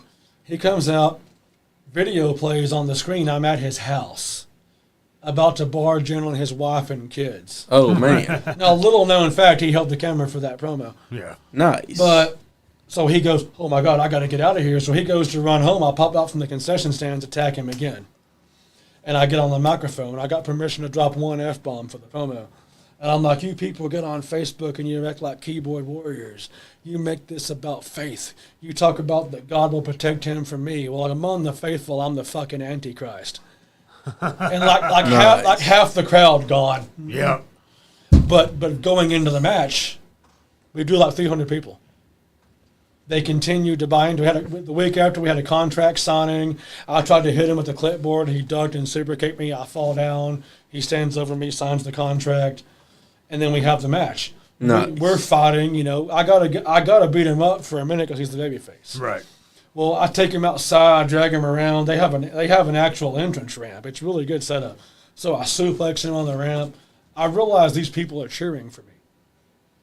I'm like, what? Ooh. So we keep it going. I put him over, you know. He celebrates, he leaves. I'm laying there defeated. I hear a Draven. I'm like, I done threatened to kill his kids. All that just to get the the cheers. I said I was the Antichrist. I don't believe that, but they don't know that. Right. You know? and it's just all of that crazy nonsense, and they still started cheering me. Exactly. So then after that, I try to have a hill run with my former tag partner, and we're getting cheered. Oh, You man. just can't be a heel then. Yeah, and like I said, that worked for a moment. But then I don't know if it's because those people know that I grew up down the road and I went to school in that building. Maybe they just didn't buy into it. Or I look cool. What I don't look cool right now, but Draven looks cool. That's right. I'm not very cool, but they think that I am. So. We have reached 2 hours. 2 hours. Already? Yeah. We have. Time flies when you're having good conversation. Yeah, sir. we got some viewers. We got some eyes on it. That's right. Some comments, some questions answered. Who would like to say their goodbyes first?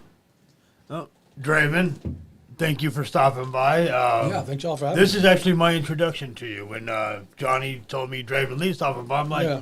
I've never heard of this guy. You know, gotta look him up. I don't think we met in person, did we? Until Yep, now? this is our first time. Yeah. Excellent. So yeah, I love this networking. I love meeting new people. Love watching your matches. Appreciate that, man. Thank you. So yes, thank you for stopping by. Absolutely. I'll come back sometime. Hell yeah. Hell Anytime, yeah. Anytime, brother. Promote where you're going to be seen. Well, January 10th, I'm going to be at Primetime Wrestling in Rome, Georgia. I'm not sure when I'm going to be back there. I was taking a little break, but I'm kind of easing back in. April 4th, I'll be at Billy Pace Memorial Championship Wrestling. Nice. Four-way ladder match. I got a show for IWF Tennessee coming up February 7th, I believe. Nice. Is that one. And that's it for now. I'm going to be slow with it. Okay. I might go back pick up a little quicker, but we'll see. I don't know yet. That's right. I don't know what's left in the tank, but we'll figure it out. We ain't there yet. That's right. Guys, thank you for joining us as we sit down with Draven Lee. Thank you to the comments that's been pouring in. Thank you, Partman Cam, that was calling in to let Diego talk, even though Diego did not know how to work a phone. I mean, I don't know what that's about. I mean, you're supposed to teach your brother how to do things. You can't expect much out of Diego. Yeah. That's true. Dude steals cars and stuff. But guys, I just want to say, if you're not having fun, You ain't getting none. Damn Skippy. This has been the Rinky Dink Bullshit Podcast, Season 3, Episode 1. Do it with us. Nice Guy Andy Podcast. That ain't what your mama said. If he keeps popping off at the mouth, I'm going to be his daddy. Anyways, you guys go on your little rinky-dink bullshit podcast.